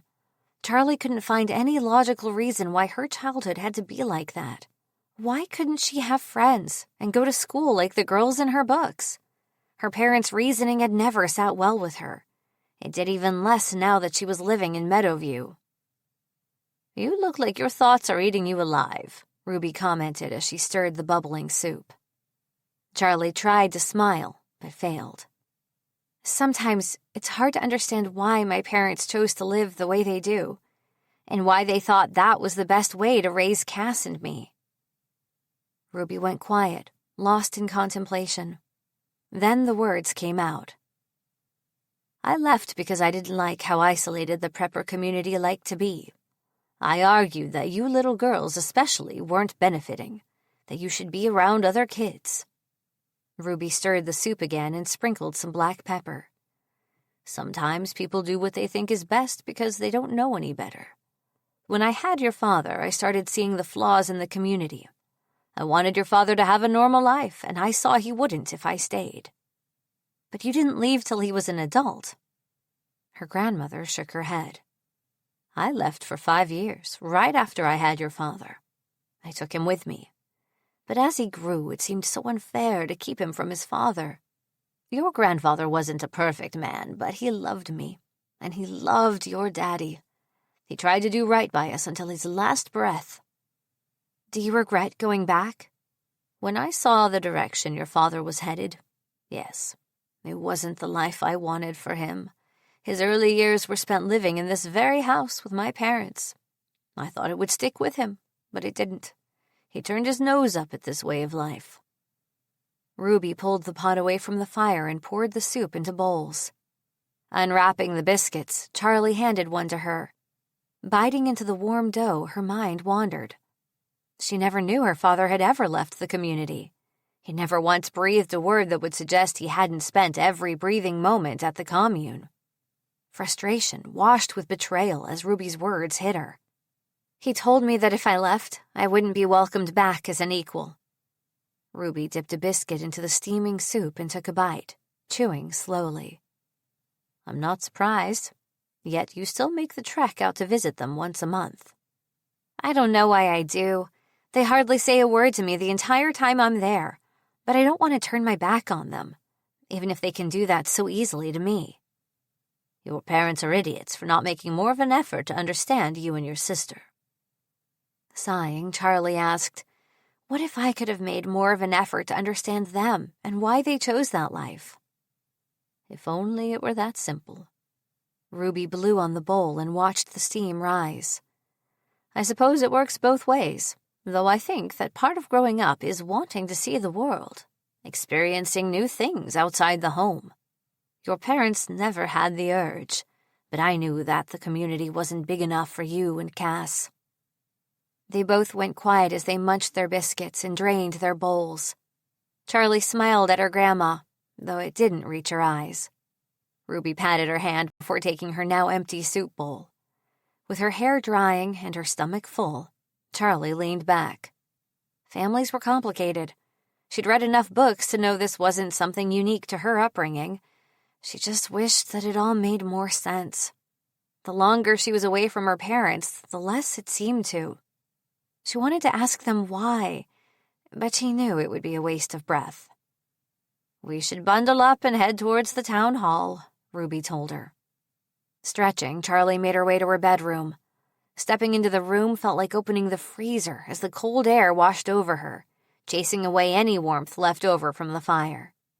Shivering, she pulled on a clean pair of jeans and a hoodie over her long-sleeved shirt. Unfortunately, the clothing did little to bring any warmth to her. Turning to leave, she caught her reflection in the mirror over the dresser. Her skin was pale, and there were dark shadows under her eyes. At least her hair wasn't limp around her shoulders. She hesitated for a moment before crossing to the dresser. Pulling out the little makeup she had, she frowned at herself in the mirror. "You don't have to impress them," she told her reflection. Still, she lined her deep blue eyes and put on mascara, enough makeup that she looked less exhausted. Wrinkling her nose, she capped the mascara wand and made her way back to the warmer part of the house. Ruby looked at her. She waited for her grandmother to make a comment about her appearance. "Don't forget to grab a flashlight," was all she said. 10. Harper. Standing in the snow, Harper barely registered the cold. 2 words repeated through her head like a strange mantra. Martial law. Harper. Blinking, she looked at Javier, his hazel eyes brimming with concern as he watched her, gauging her reaction. He ran a hand through his dark hair. It had got a little longer, much longer than the buzz cut he normally wore. A sign he'd considered her warning to relax, that the National Guard didn't care about his hair, only his performance. The thought of the National Guard brought her back to what she'd heard him say just moments before. It had only been a couple of days, yet already there was talk of martial law? Martial law, she repeated. Are you sure that's what they were saying? I'm sure.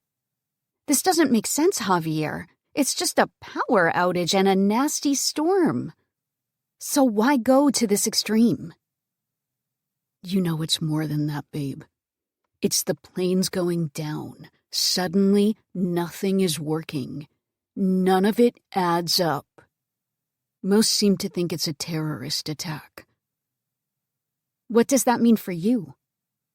For us? I don't know, honestly. I could stay here or they could deploy me somewhere else. Odds are I'll be local. Harper struggled to wrap her head around it all. She felt like she'd closed her eyes and woken up in some strange universe. Stood in a blizzard discussing the possibility of a terrorist attack and martial law.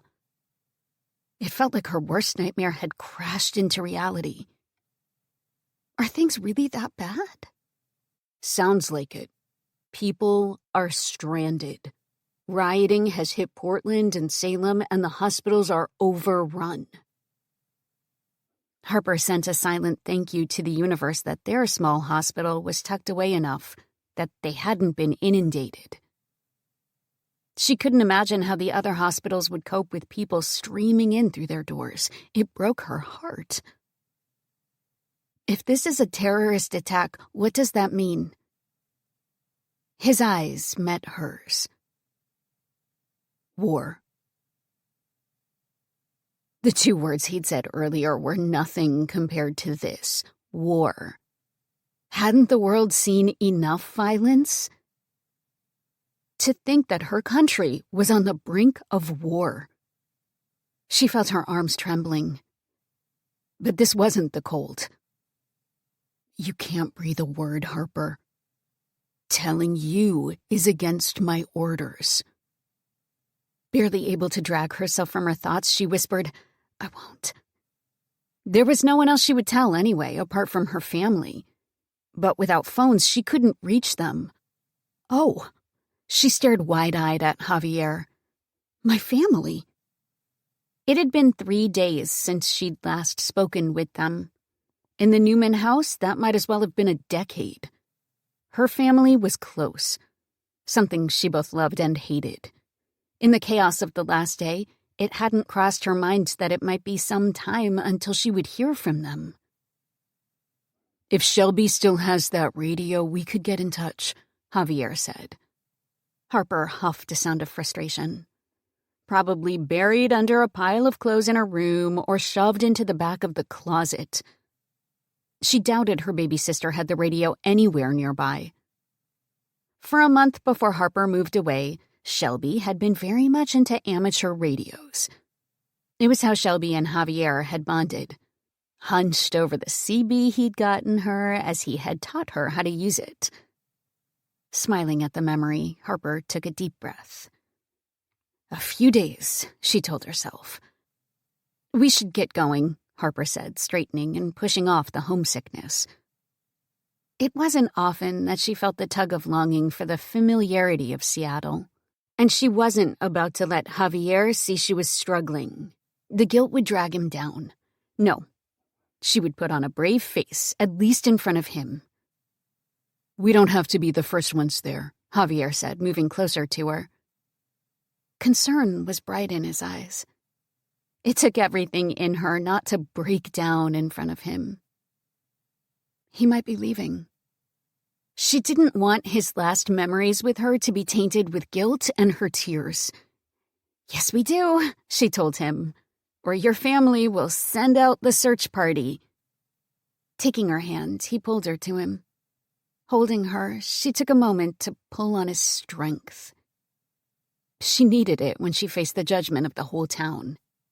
Even after a year, she was still the outsider that had stolen the mayor's handsome and heroic son from them. She got it. Small-town life was something else, but that didn't mean it didn't wear on her, having to prove she was just as worthy of Javier as those that had known him his entire life. There's still time to go home and get changed, Javier said. Gently, she released herself from his arms and pressed her lips against his cheek. It's okay.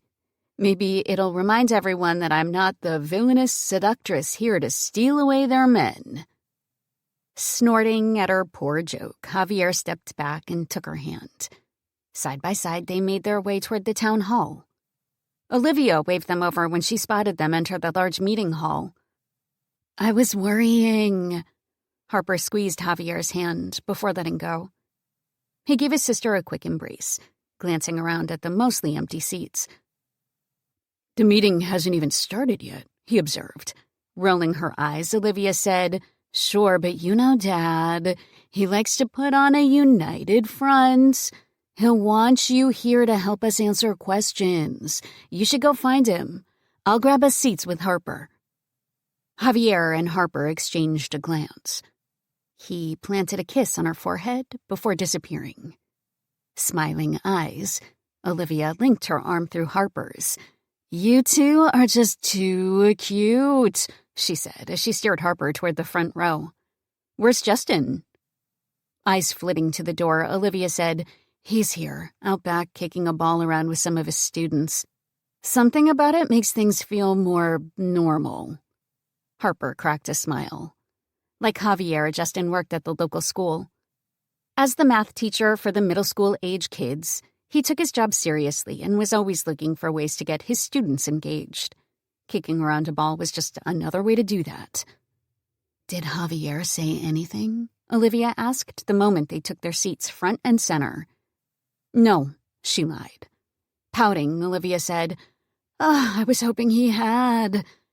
Everyone's confused about what's going on and why Dad called this meeting. Why did he? I'm not sure, Olivia admitted with a shrug. I think he wants to make sure everyone knows what to expect and make sure we're all hanging in there. Harper made a non-committal sound as a woman approached Olivia. Turning away from their conversation, she let her eyes scan the growing crowd. Whispers and laughter floated through the air as townsfolk took their seats. Several of her patients sent smiles and waves her way, which Harper happily returned. Heavens, it's freezing in here! Letty, Olivia, and Javier's mom said, as she took the empty seat next to Harper. Even with the candles flickering in corners, the cavernous room still retained the cold. Harper was sure that once more people arrived and the meeting got underway, it would warm up. "How are you, dear?" Letty asked. Harper smiled.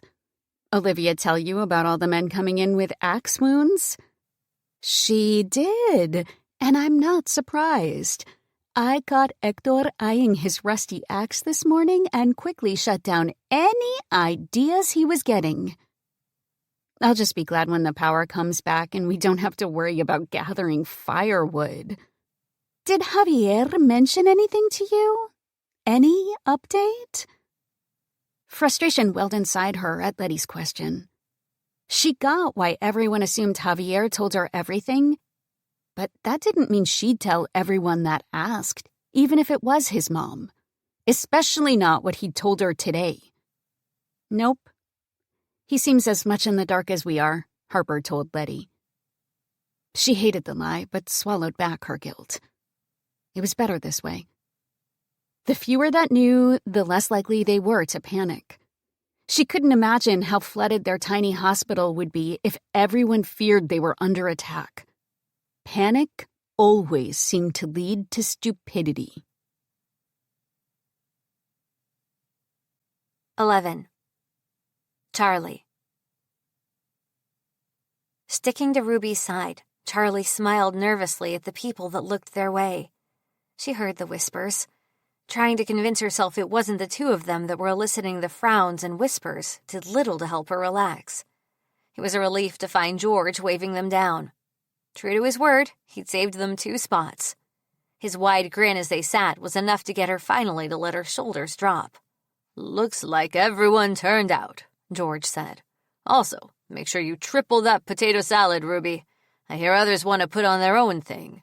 Some are suggesting it be a way to fundraise or something." "Fundraise for what?" Charlie asked. George turned to face Charlie. "For anything. It doesn't matter. Just an excuse for everyone to get together, eat, and gossip." The hall heaved. Every folding chair snapped up, leaving people to mill about as they waited for the meeting to start. There was something in the air that Charlie couldn't put her finger on. Were people relaxed or anxious? She couldn't tell, and it made her unsettled. "Welcome," came a booming voice from the stage. The voices faded as all eyes turned toward the mayor standing, shoulders back, at the podium. Charlie noted Detective Perkins stood behind him, right next to the Reverend. There was a third man she didn't recognize. Younger than the mayor, but with the same swarthy skin and bright eyes. She wondered if it was his son. She'd heard the whispers at the store about how handsome he was, and what a shame that he was with a girl from the city. "I hope you've all been holding up. I know things have been a little rough for some of us," the mayor said as he faced his audience. "I also know you're all curious about why I called this meeting. So I'll get straight to it. From the sounds of things, the entire state is without power. Things have been bad with the storm. It could be weeks before we get power back." The mayor gazed around the hall as if trying to gauge the reaction. There was a pause before people started hurling questions. So many they all merged into a cacophony. Charlie would be astonished if he could make them out, but the mayor seemed unaffected by the jumbled questions as he stared out at the townsfolk. After a moment, he held up a hand. The room fell quiet again. "I know you all have questions, and I'll get to them all, but I'm going to need you to go one by one," he said. "But first, Linda Harrison has asked me to remind everyone of her potluck the day after next. She'd like everyone to bring a dish, and she hopes this will unite us all in the face of the storm and power going out." "Mr. Mayor, does that mean it'll be weeks until we get power again?" A man at the front asked, jumping straight to the point. The mayor looked solemn as he considered the question. That's the worst case of things, yes. But unfortunately, I've yet to hear anything from the local power companies. With the phone lines also down, it puts us in a unique situation of not knowing as much as we'd like. What about the National Guard I saw? What's going on with them? Asked a young woman with a baby in her arms. At this, the mayor turned and looked at the younger man behind him. Even from a distance, Charlie saw him frown and shake his head. It was as though the mayor was trying to coax him to answer the question, but when he didn't budge, the mayor gave up. It's just a precaution. Nothing to be alarmed about, the mayor said. Javier assured me their presence shouldn't alarm us. Several people snorted. Clearly, they didn't believe him. One look around the meeting hall, and Charlie could tell most people would rather not have the National Guard strutting their presence. What's this I hear about supply chains being down? Someone from the back of the room yelled, quieting the mutters. The mayor pretended to clear his throat. Again, with phone lines down, there's not much that I can report on that. It's come to my attention that there are members of our community that have taken it upon themselves to address this issue. I'll hand the floor over to Detective Perkins and Reverend Roberts. As the mayor stepped back, there was a scattering of voices. Charlie strained her ears, curious to catch the words, but couldn't make them out. Detective Perkins waited several seconds as the room fell silent once more. Thank you, Mayor Ramirez, he said. Charlie wondered if he was aware this wasn't an awards show. His smile said otherwise as he continued. I've teamed up with Reverend Roberts to work to collect donations. It's our hope that we can support our community members should the supply chain be severed. Above all else, I want to ensure that we have enough warm clothes and blankets to pass out to the elderly members of our community and people with young children, those that will be hardest hit while we go without power. Does this mean we won't be getting more deliveries? A voice shouted. How are you going to determine who gets what? Another voice asked. What if we have nothing to give? Can we still take what we need? Arms crossed tightly against his chest, Detective Perkins looked around the room as the questions were tossed at him. Unlike the mayor, he didn't tell people to shout them out one at a time. Instead, he seemed to bask in them. Charlie noted how conceited he looked standing there. It took several minutes, but once the questions died down, he finally spoke again. Like all of you, I've heard nothing, but I want us to be prepared. Our small community has done so much for me, and now I feel I can reciprocate. Stop by the church or police department with any donations. They'd be greatly appreciated. There was a moment of quiet before a loud, gravelly voice called out, If we're likely to run low on supplies, why are we keeping the tourists here? The question brought voices rising, and Charlie watched as the detective's smile wavered. She wasn't even aware there were tourists in town. Why would anyone plan a vacation to their little town? She didn't know. Leaning into Ruby, she asked, Tourists? There's a small motel a few miles out, Ruby whispered. This time of the year usually sees a few people that couldn't get reservations at the ski lodges up the highway.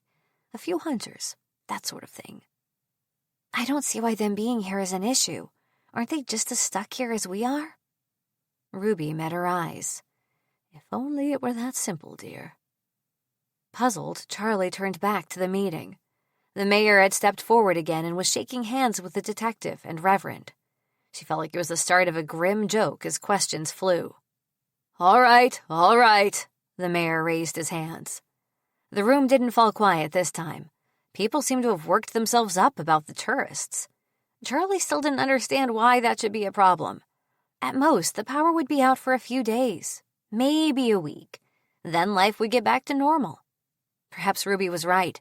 What the detective and Reverend were doing was only causing panic. If we could have quiet, then we can continue, the mayor said. We want to know what you're going to do about the tourists, someone shouted. Another voice added, It's unfair to us that we have to support them and waste our supplies on them. They aren't one of us. The mayor held his hands up again, his smile frozen in place as he tried to regain control of the meeting. It was clear to Charlie that things had slipped too close to people panicking. Just the mere mention of the possibility that supply chains could be interrupted was enough to send people hurtling toward desperation. It didn't take long either for people to start the them versus us conversation. Less than 10 minutes into the meeting, and already it had come to that. It had only been a couple of days. Charlie couldn't imagine how much worse things would be in the next week. She shrunk into her chair. It would only take one person to point a finger at her and label her an outsider. "We still have plenty of resources to go around," the mayor said, though Charlie wondered if anyone was even listening to him anymore. The room was now buzzing with voices. Several people had jumped to their feet, unable to contain the angry words anymore. Charlie watched it all before turning to her grandmother. Her face was deadpan. George looked wary, but there was no alarm in his wrinkled face either. "Is this normal?" "Unfortunately," George muttered. "Damn closed-minded people. Think that just because their daddies and granddaddies lived here, it gives them some sort of priority over everyone else." "Wait, the tourist thing isn't a new issue?" Ruby shook her head. "Even when I was your age, people were grumbling about the motel being built. Said it'd bring nothing good, that we weren't some touristy town like Sisters, and we didn't want to be." "What about the community?" Charlie asked. Ruby looked at her and gave her a shrug. "They've been out here longer than Meadowview has existed. They keep to themselves, and the townsfolk don't have to consider them." This was news to Charlie. She'd always thought the veteran members of the prepper community had split away from the small town. She didn't know Meadowvale was founded after they'd formed, though she had vague memories of her mom telling her this during one of her homeschooling moments. The preppers kept to themselves, so the townsfolk didn't have to worry about them. They made rare appearances in town, and that was about it. She worried what would happen if the supply chain was thrown off. She'd seen no cars in the last day. No cars meant no delivery trucks. Meadowview relied heavily on imports. Hell, half the townsfolk made the drive into Bend to work. Glancing around, she wondered how many residents were stuck in Bend. The room was full, so she couldn't imagine many, meaning their town was full. Full of people that would eventually grow hungry without deliveries. How desperate would they have to become before they turned to the community of preppers just outside their town limits? Charlie didn't think it would take much, not if people were already like this. A shiver worked its way through her at the thought of the disaster of the townsfolk turning to the preppers. It wouldn't be pretty. 12. Harper. The shouts quickly overtook the town hall. Sitting in the front row, Harper stared at the mayor and those gathered around him. It had been a mistake to call this meeting. It was an even bigger mistake to mention that they might not see a delivery truck in days or even weeks. She didn't understand why Hector let the crowd grow unruly. He just stood there, staring out at the people. Her eyes met Javier's. He gave her a grimace, and she shook her head in disbelief. If only they could have skipped the meeting. It would only be a matter of minutes before the crowd directed their questions to him. That's why his father wanted him up there, as a buffer. Clenching her jaw, she worked on taking deep breaths to dissipate the anger that grew with each shout. Finally, it happened.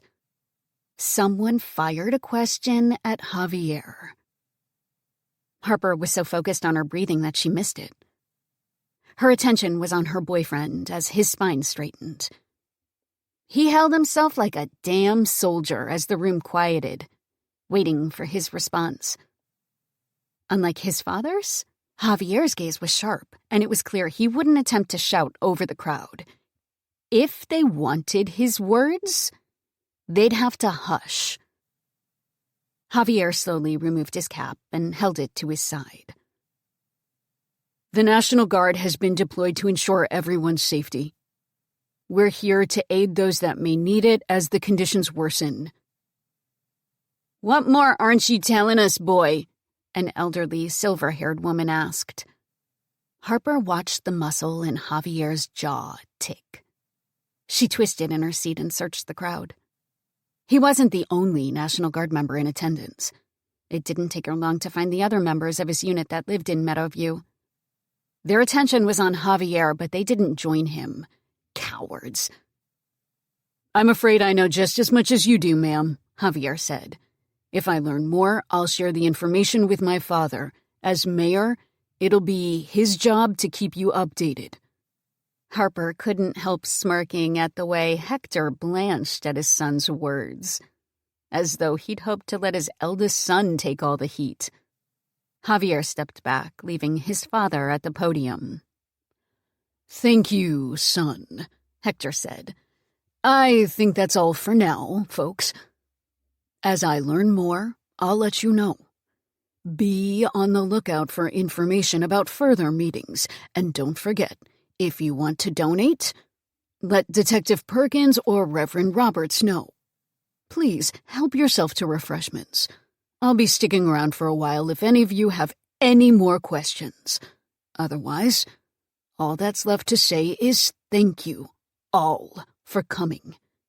And please, stay safe." Javier left to go backstage. Hector followed closely behind. There was a moment of quiet before people shuffled. Voices rose as Harper launched herself from her chair. Ignoring Olivia and Letty calling her name, she made her way to find Javier. She saw the thunder in Javier's eyes. The last thing the two Ramirez men needed was a public argument, though it may do Hector some good to remember he wasn't the be-all and end-all. "What was that?" Hector demanded. At 6 feet 2 inches tall, Javier towered several inches over his father. Until this moment, Harper had always thought the two looked so much alike, but now she could see how wrong she was. Javier was tall, his nut-brown hair cut close, and his eyes sparkled with something dangerous. Everything about his posture and how he held himself commanded the respect of those around him. Compared to him, Hector was graying, and his posture slouched. He'd grown a beer belly, although he was otherwise slim in stature, and his eyes were hazy. The stress of the job, she remembered overhearing Letty. More like indulging in too many beers. It took little to see that Hector was battling his own demons. Demons that normally Harper would leave him to. Right now, though, those demons were about to push away his son. "There's people waiting for you, Hector," she said. Javier flashed her a warning look that she ignored as she stepped to his side. Hector's eyes widened as he glanced between the two of them. It took him a moment to realize he was outnumbered. "This conversation isn't over, son," Hector said. "Yes, it is. I'm done being your puppet. Next time, ask one of the other National Guard members to stand up there and take the heat for you. I'm done," Javier told his father. Hurt flickered through Hector's watery gaze. He made as if to speak, but checked himself and turned away. Without another word, he made his way out toward the waiting crowd. Harper knew he'd be filleted alive by their questions, but she couldn't find it in herself to care. "You didn't have to intervene," Javier said. Looking up at him, she said, "Yes, I did. Here isn't the place to get into it with your dad. Not after that disaster of a meeting." Sighing, Javier pulled her into his arms. They stood like that for several minutes. Harper heard the voices from out in the hall as they drifted back to them. It was too much to hope people wouldn't stick around. They needed answers. Hector had thrown his son to the townsfolk, and now the two would have to smile through the impending inquisition. "We should get this over with," Javier finally said. Groaning, Harper stepped back. He brushed a kiss on her temple before taking her hand. They'd made it 3 steps before Detective Perkins appeared. He gave a smile, but Harper saw straight through it. Something about him didn't match the friendly demeanor he tried for. Javier squeezed her hand. It was a relief that he felt it too. "I was hoping I'd run into you," he said. "Unfortunately, we have nothing to donate to your cause, Detective," Javier said. The detective threw his head back and laughed. Javier and Harper shared a look. "I wasn't aware I said something funny," Javier commented. "It's a shame you never joined the force," Detective Perkins said. "A man like you would make a damn good officer." Javier narrowed his eyes. "I'm not interested in small-town politics." "Seems like it runs in your family." "I'm not my father," said Javier. "And neither am I." Harper didn't understand the detective's last comment. She didn't know who his father was, but now she was curious. One glance at the two men. It was as though they'd squared up. She took a step forward. "Was there something we could help you with, Detective?" He winked at her, then turned to face Javier. "I just wanted to let you know we aren't too different, Javier." "I wasn't aware we were," Javier replied. "Things are about to get tense in town. Your father sees it. Most of the townsfolk see it, do you?" "I see a town that's lost power because of a storm. Are you suggesting that there's something else going on, Detective?" Detective Perkins shrugged. "Your father seems to think there's more at play. I'm sure he's not alone. I have a feeling it isn't just a snowstorm that's isolated our little town." "I'm afraid to disappoint, but from the information I've received, it is just that. And my role is to help. Like you said, we aren't that different. We're both here to assist everyone in staying safe." "I'm glad we both agree on that," Detective Perkins said. "I'm sure that our paths will cross as we go about our jobs." "I'm sure they will." Smiling again, Detective Perkins told Javier, "It's my hope that we might even become friends." Harper watched as Javier's shoulders tensed. There was something going on here that she couldn't place her finger on. It stood to reason that the two men should be on more familiar terms with one another. After all, didn't they grow up together?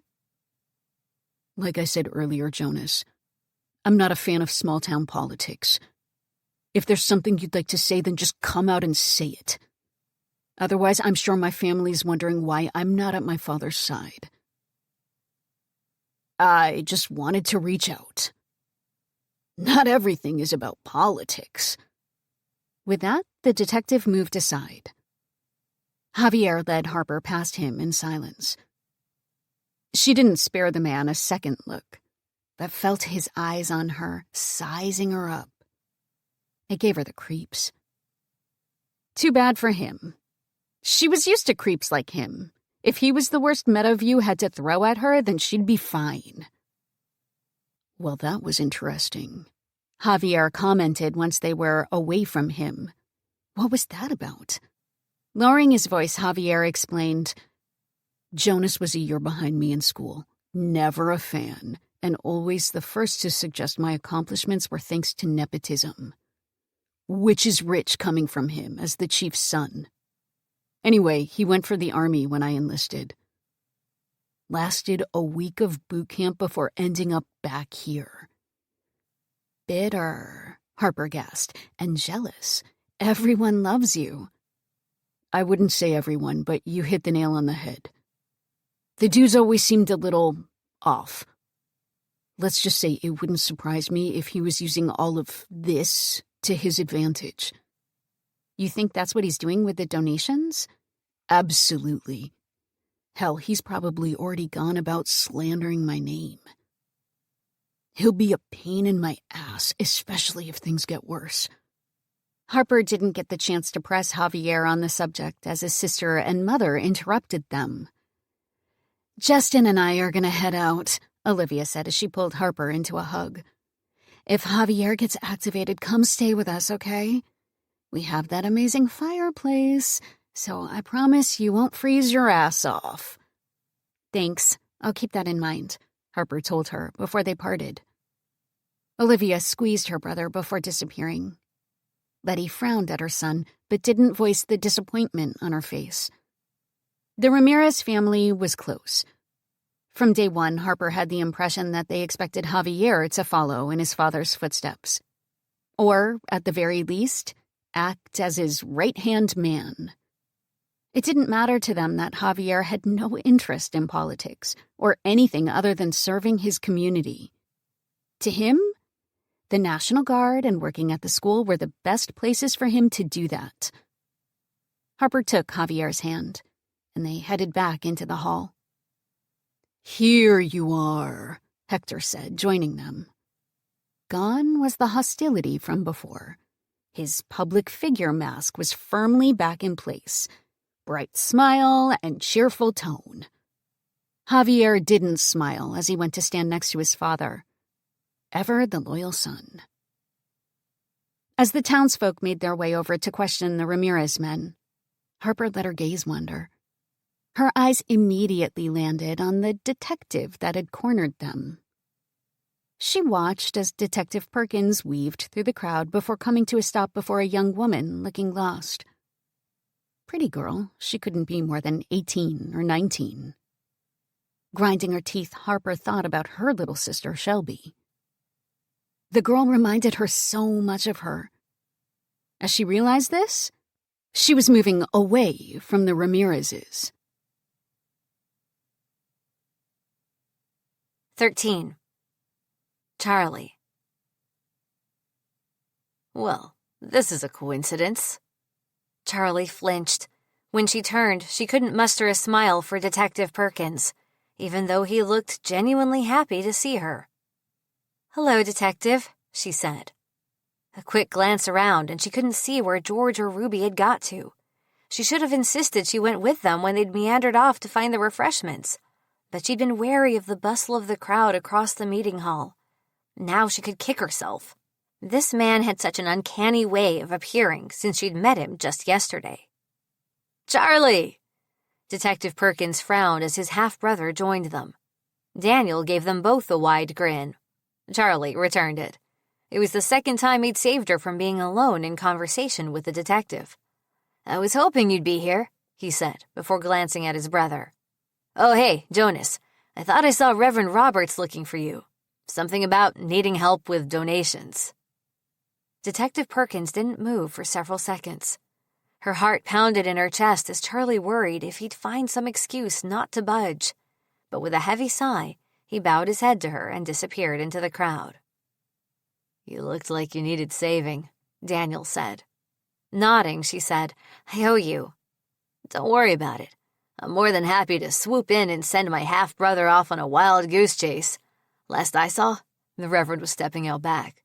I hear he has a nasty habit that involves smokes and a not-so-secret flask in his pocket," Daniel told her with a wicked look. "How scandalous!" Charlie feigned a shocked expression. "So, what did you think of your first official Meadowview town meeting?" She observed the people milling about. Some had plastic cups full of lemonade, just like Ruby said, and cookies in their hands as they talked. Gone was the anger from earlier, so easily swept away as though it never happened. "It was interesting," she finally said. Daniel swept his hair from his eyes. "That's one word for it. When my mom dumped me here, small-town life enthralled me. Though infrequent, these meetings are entertaining." "You weren't born here?" She tried not to sound too hopeful in her tone. Was it possible that this was enough of a connection for them to be friends? She pushed down the hope that blossomed in her chest. Other than Cass, she'd never had a friend, and she hated how eager she suddenly felt, yet vulnerable at the same time. "Nope. Mom and the chief met when he was out of town for some police conference. Or at least, that's how the story goes. She tried the whole single-parent thing, but it wasn't for her. She wanted to make it big on the stage, but it's hard to do that with a young child depending on you for things like food and a stable home to grow up in. So she hunted down my dad and dumped me on his doorstep." "Oh, wow. I'm sorry." Grinning, Daniel said, "It's okay. It caused quite the stir, as you can imagine. I was a kid, but I got the basic gist of what was going on. One DNA test later, the chief was down a wife but had gotten a bonus son." I'm amazed the good people of Meadowview didn't demand his head, Charlie said. Or yours. You were an outsider, after all. Nothing worse in their eyes. Why, Charlie, it's almost as though you understand these people. I'm sure there was a recall, but the chief clung to his role. He put on a smile and assured the good people that it had been an aberration and that he still was the best candidate to protect them. I guess it didn't take much to sweep what backlash he faced under the rug. After all, he was a dedicated officer of the law. Surely they'd forgive him for his wandering. Charlie glanced around, frowning at Daniel's words. She'd not met the chief yet, or seen him around town. Her eyes landed on Ruby, talking to a young woman whose eyes flitted towards where she and Daniel stood. She didn't look familiar, but maybe the woman knew her? "Looking for the chief?" Daniel asked. "I wouldn't waste your time. He's not here. I guess he's stuck at the station dealing with things. You think Jonas is bad? You don't want to get to know my dad." "How so?" Charlie asked. "Let's just say he has a short temper, and you wouldn't want to be around him when he loses it." Daniel grimaced, only to be replaced quickly by a smile. Charlie smiled back sympathetically. "Charlie!" Ruby called. She met her grandmother's gaze as she waved her over. Charlie sighed inwardly. She knew she'd get pulled into Ruby's conversations. Her grandmother wanted her to mingle. "Looks like I'm being summoned," she said. "It was good chatting, Charlie." Daniel smiled again. "Hopefully we'll bump into each other again, and without me having to save you from Jonas." Thrown off guard at how reluctant she was to leave the conversation, something about him made her want to learn more. There was more to him than he'd let on.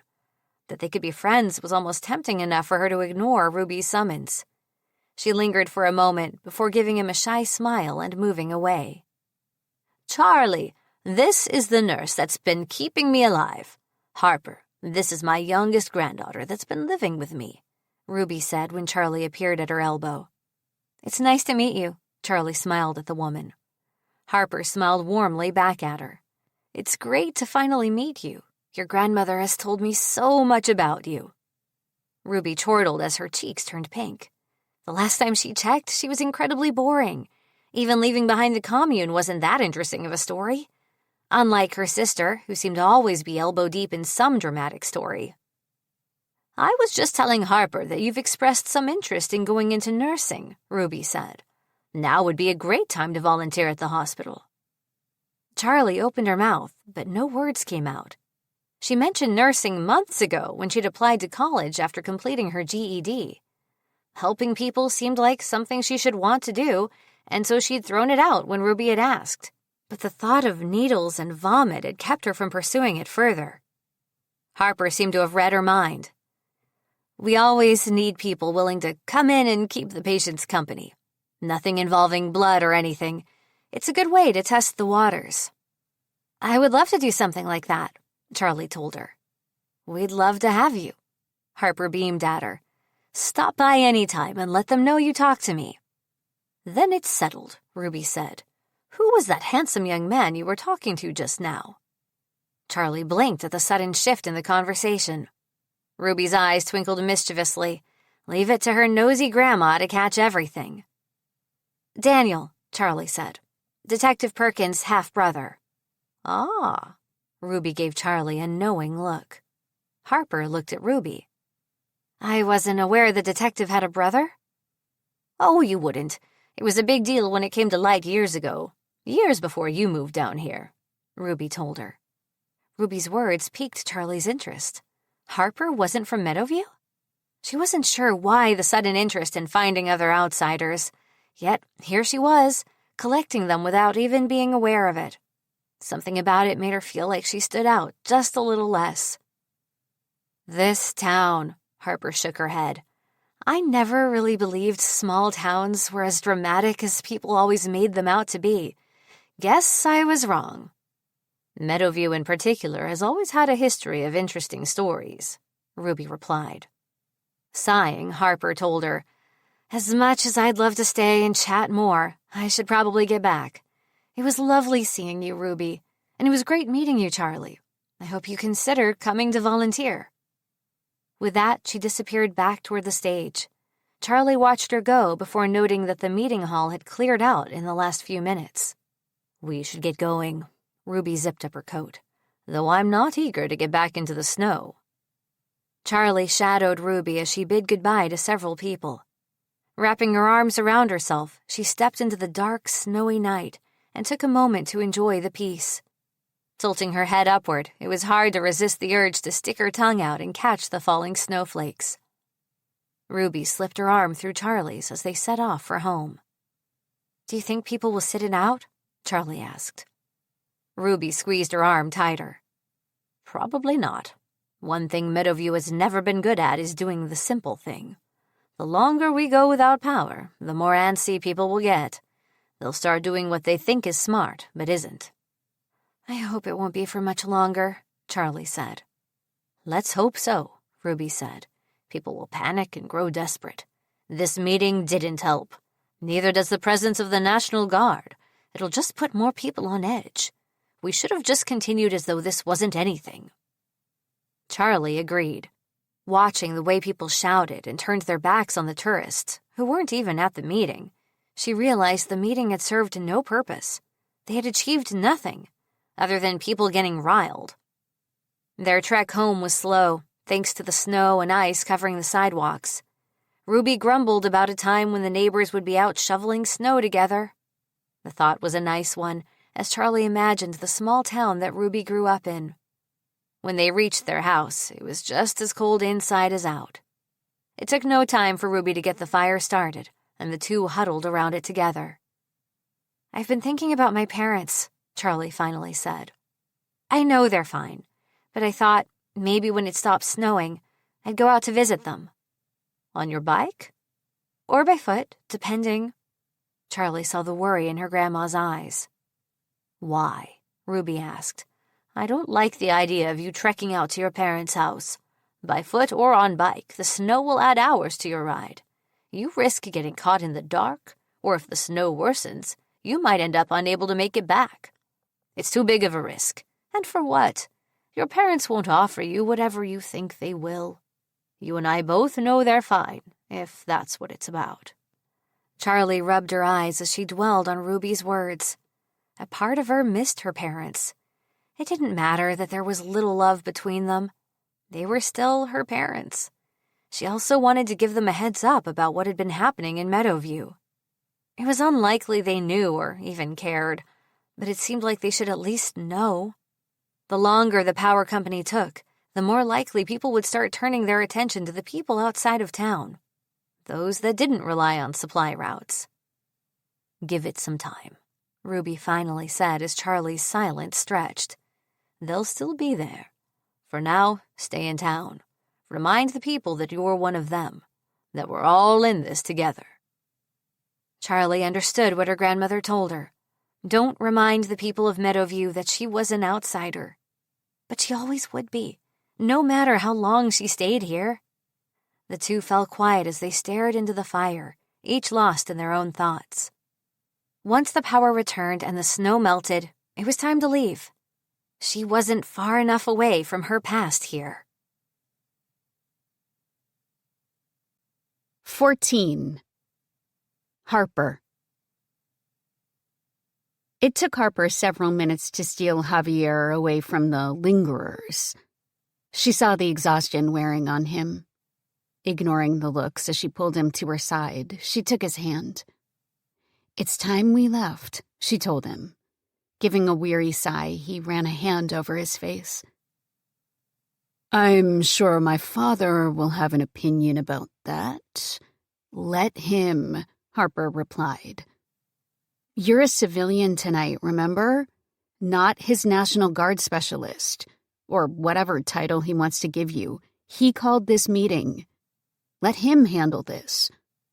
Javier glanced to where his father stood speaking with a group of men before nodding. Then, hand in hand, they slipped into the dark night. Harper shivered against the cold. With the meeting hall packed full, she'd forgotten just how cold the night was. Snow continued to fall. Staring up at the sky, she tried to make out the stars that had taken her breath away every night since moving away from the bright city. I miss the stars. Javier laughed, a gentle sound that interrupted the quiet of the night. For the first time in a long time, it felt as though they were the only ones in the universe. Tomorrow will be interesting, Javier commented. Why? He sighed. I expect a visit from my father. And more patrols. Do you think you'll get sent to Portland? If transportation wasn't down, yes. But with cars and everything sitting dead, I don't think so. We have horses here, but can you imagine us riding them all the way to Portland in the snow? Thankfully, it's still the modern world, even if it is starting to not feel like it. Olivia said I should come to stay with them if you leave. Javier chuckled. She'd love that. Nothing against my sister, but I'm sure she'd expect to hear every word I report back to you. If I could find a way to, that is. What about walkie-talkies? Might work within Meadowview. But the moment I hit the highway, they'd go silent. Like everything else has, Harper whispered. It was so strange to be crunching through the lightless town. Though not as bright as Seattle, Meadowview always had streetlights illuminating the dark nights, and airplanes and traffic from the highway would break the quiet. Now it felt as though they were truly isolated from the rest of the world. Tonight people seemed pretty against the tourists here, Harper commented. Can the townsfolk really kick them out? They can try, I guess. Dad won't support it, though. He understands the money they bring in. Besides, if we're all stuck here, how would they leave? Of all the things, tourists. Harper's words trailed off. The rest of their walk went by in silence, Harper lost in her thoughts. It had been 2 days, yet people were already on edge. Already looking for victims to evict from their town. Resources were just an excuse. She saw through that. Still, she wondered what that meant for her. Right now, with Javier at her side, she could pass as one of them. But she was an outsider. Reaching their dark house, Harper took a moment to stare at it as Javier made his way to the front door. She was hit with missing the home she grew up in, and her family. Knowing that Portland could have been attacked made her wonder about Seattle. Yet she couldn't voice the questions about her hometown to Javier. If anything had happened, she wasn't ready to know. I'll grab the camping gear, Javier said, pulling her thoughts to him. I should have done it last night, but I figured the power would be back. We can use the old heater in the kitchen and a propane stove. Warm food and heat sounds amazing. She followed him inside. I wish I'd stocked up on batteries. Yeah, we should have stocked up on a lot of things. But who thinks about that sort of thing? The preppers, Javier said. Harper rolled her eyes as Javier disappeared into the garage. The whispers around town about the self-sufficient folks that live outside town never interested her. Why would they? She was more concerned about the sick and injured folks that came through her hospital. People that would never turn to her for help weren't a priority. Besides, she'd always assumed they weren't the boogeymen many of the people made them out to be. Anything different was wrong here. She'd learned that quickly. Javier returned with the plastic tub of camping gear. She helped him sort the contents, suddenly thankful he was such an avid outdoorsman. Living in the city, she'd never really had the time or energy for it, but Javier loved the outdoors. We should be set for a few days, he said. And then? Let's hope the power is back, or Hank gets another delivery. The dread returned and pooled in her stomach. Only for a few days. That wasn't long, but it didn't feel like it. Not when there was a storm ravaging their state, and not when Javier didn't know what was going on.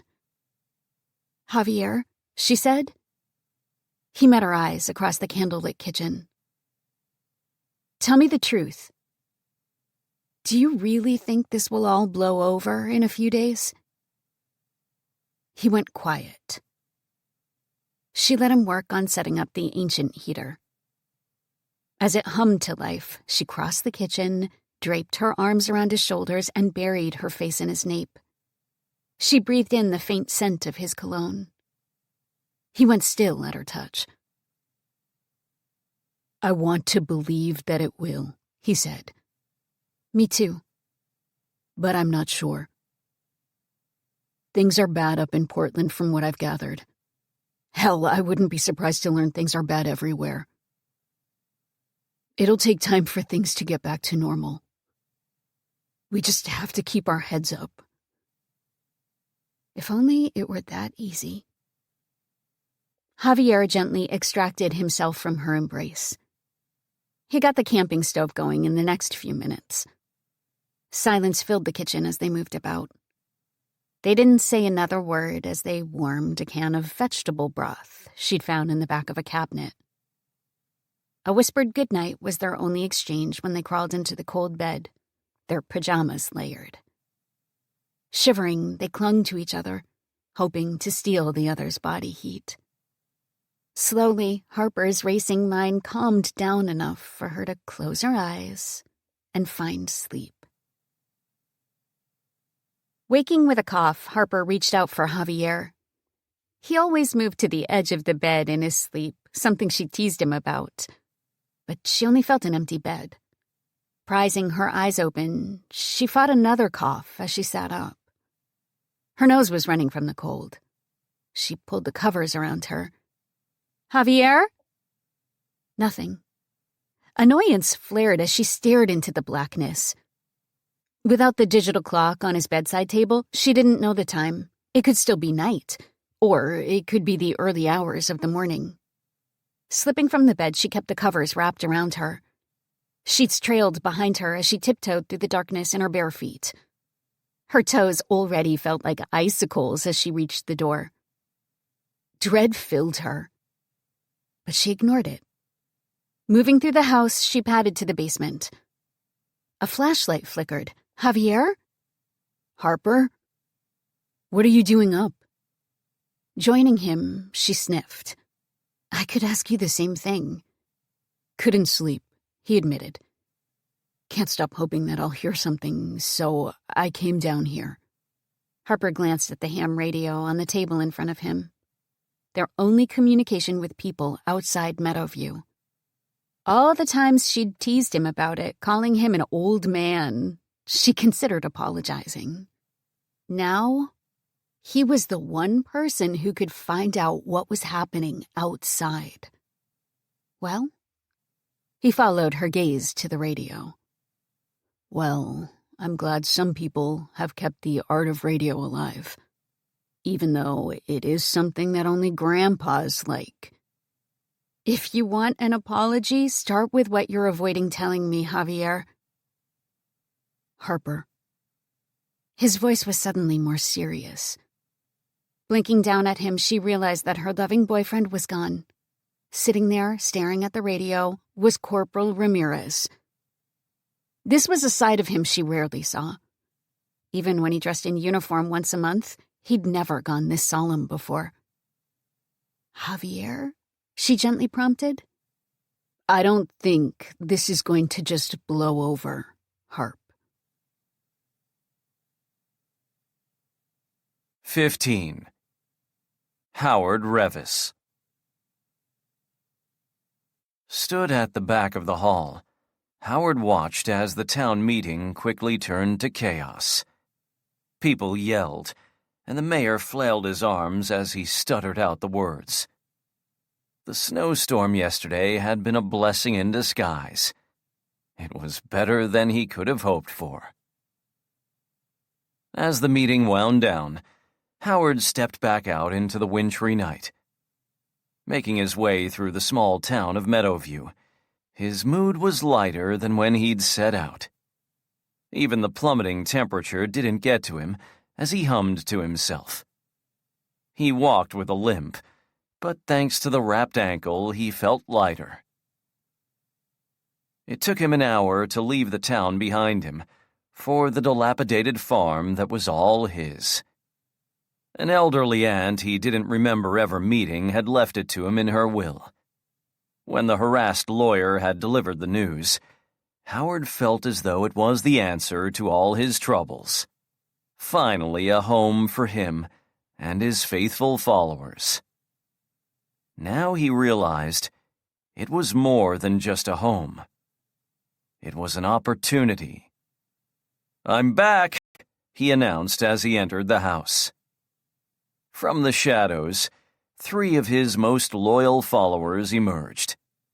The eagerness and hunger in their eyes matched his own.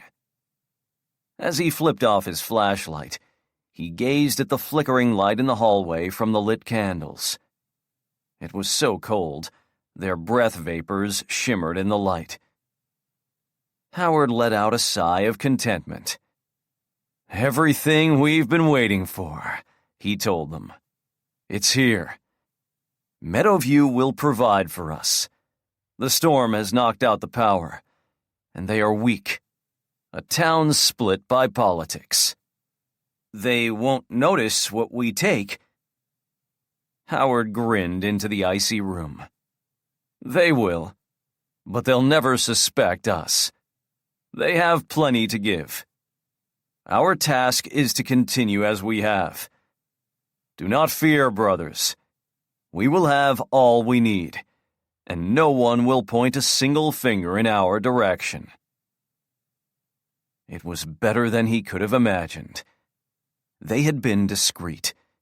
The town would blame the tourists. For the 3 months he'd lived in the run-down farmhouse with his followers, nobody had paid them any mind. Howard had seen the way their eyes had shone. Greed and mistrust flowed freely in this town. "Come," he said to his followers. "We have much to prepare for." Excitement bubbled through him. He fought to push it down.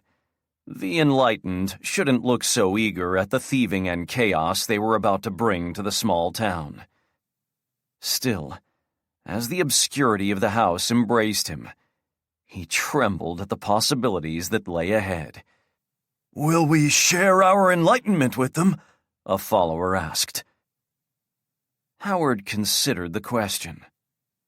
Each of his 7 members had been specially chosen, then groomed before making the ultimate commitment needed to join his ranks. Sharing his enlightenment was their calling. Yes, but did the people of Meadowview deserve this? "Let us wait," he said finally. "We'll see how they react over the coming days. If any are open to our presence, then we shall welcome them with open arms." For many years, Howard had been operating off the radar in the towns and cities he moved through. He searched those that were looking for something more. Those that were open to his words, whispering to the desperate at just the right time to turn their minds towards the truth. "Go join the others. I have work to do," Howard ordered. Footsteps were the only sounds in the house. Once convinced he was alone, he made his way up the sagging staircase. Many years ago, the house would have been stunning. Sitting next to the orchard with farmland behind it, the views were breathtaking. Not that he paid them much attention. That it offered shelter and that food was so close gave the house even more appeal. It had been a long time since he'd had a place he could call his own. Careful to avoid the tread that had given way, he reached the 2nd floor. Only Howard was allowed here. His followers stayed on the main floor and in the barn, which was in better condition than the house. On the 2nd floor, he kept the things he didn't want his followers seeing. The receipts from banks where he deposited their money, pamphlets and brochures from other groups claiming to be enlightened, and an impressive weaponry collection. He dropped to his knees, and with both hands he yanked out the large metal safe from under the bed. Like he did every time he returned, he counted the guns. Satisfied they were all accounted for, he locked the safe, slid it back, flung himself on the bed, and closed his eyes. Meadowview would be the town where he made his mark. Either they joined him, or they would fall. People would talk for years about his legacy. He could save them, or he could be their end. The power felt unlimited as he grinned into the darkness. "It's finally time," he said. "Time to make my mark on history."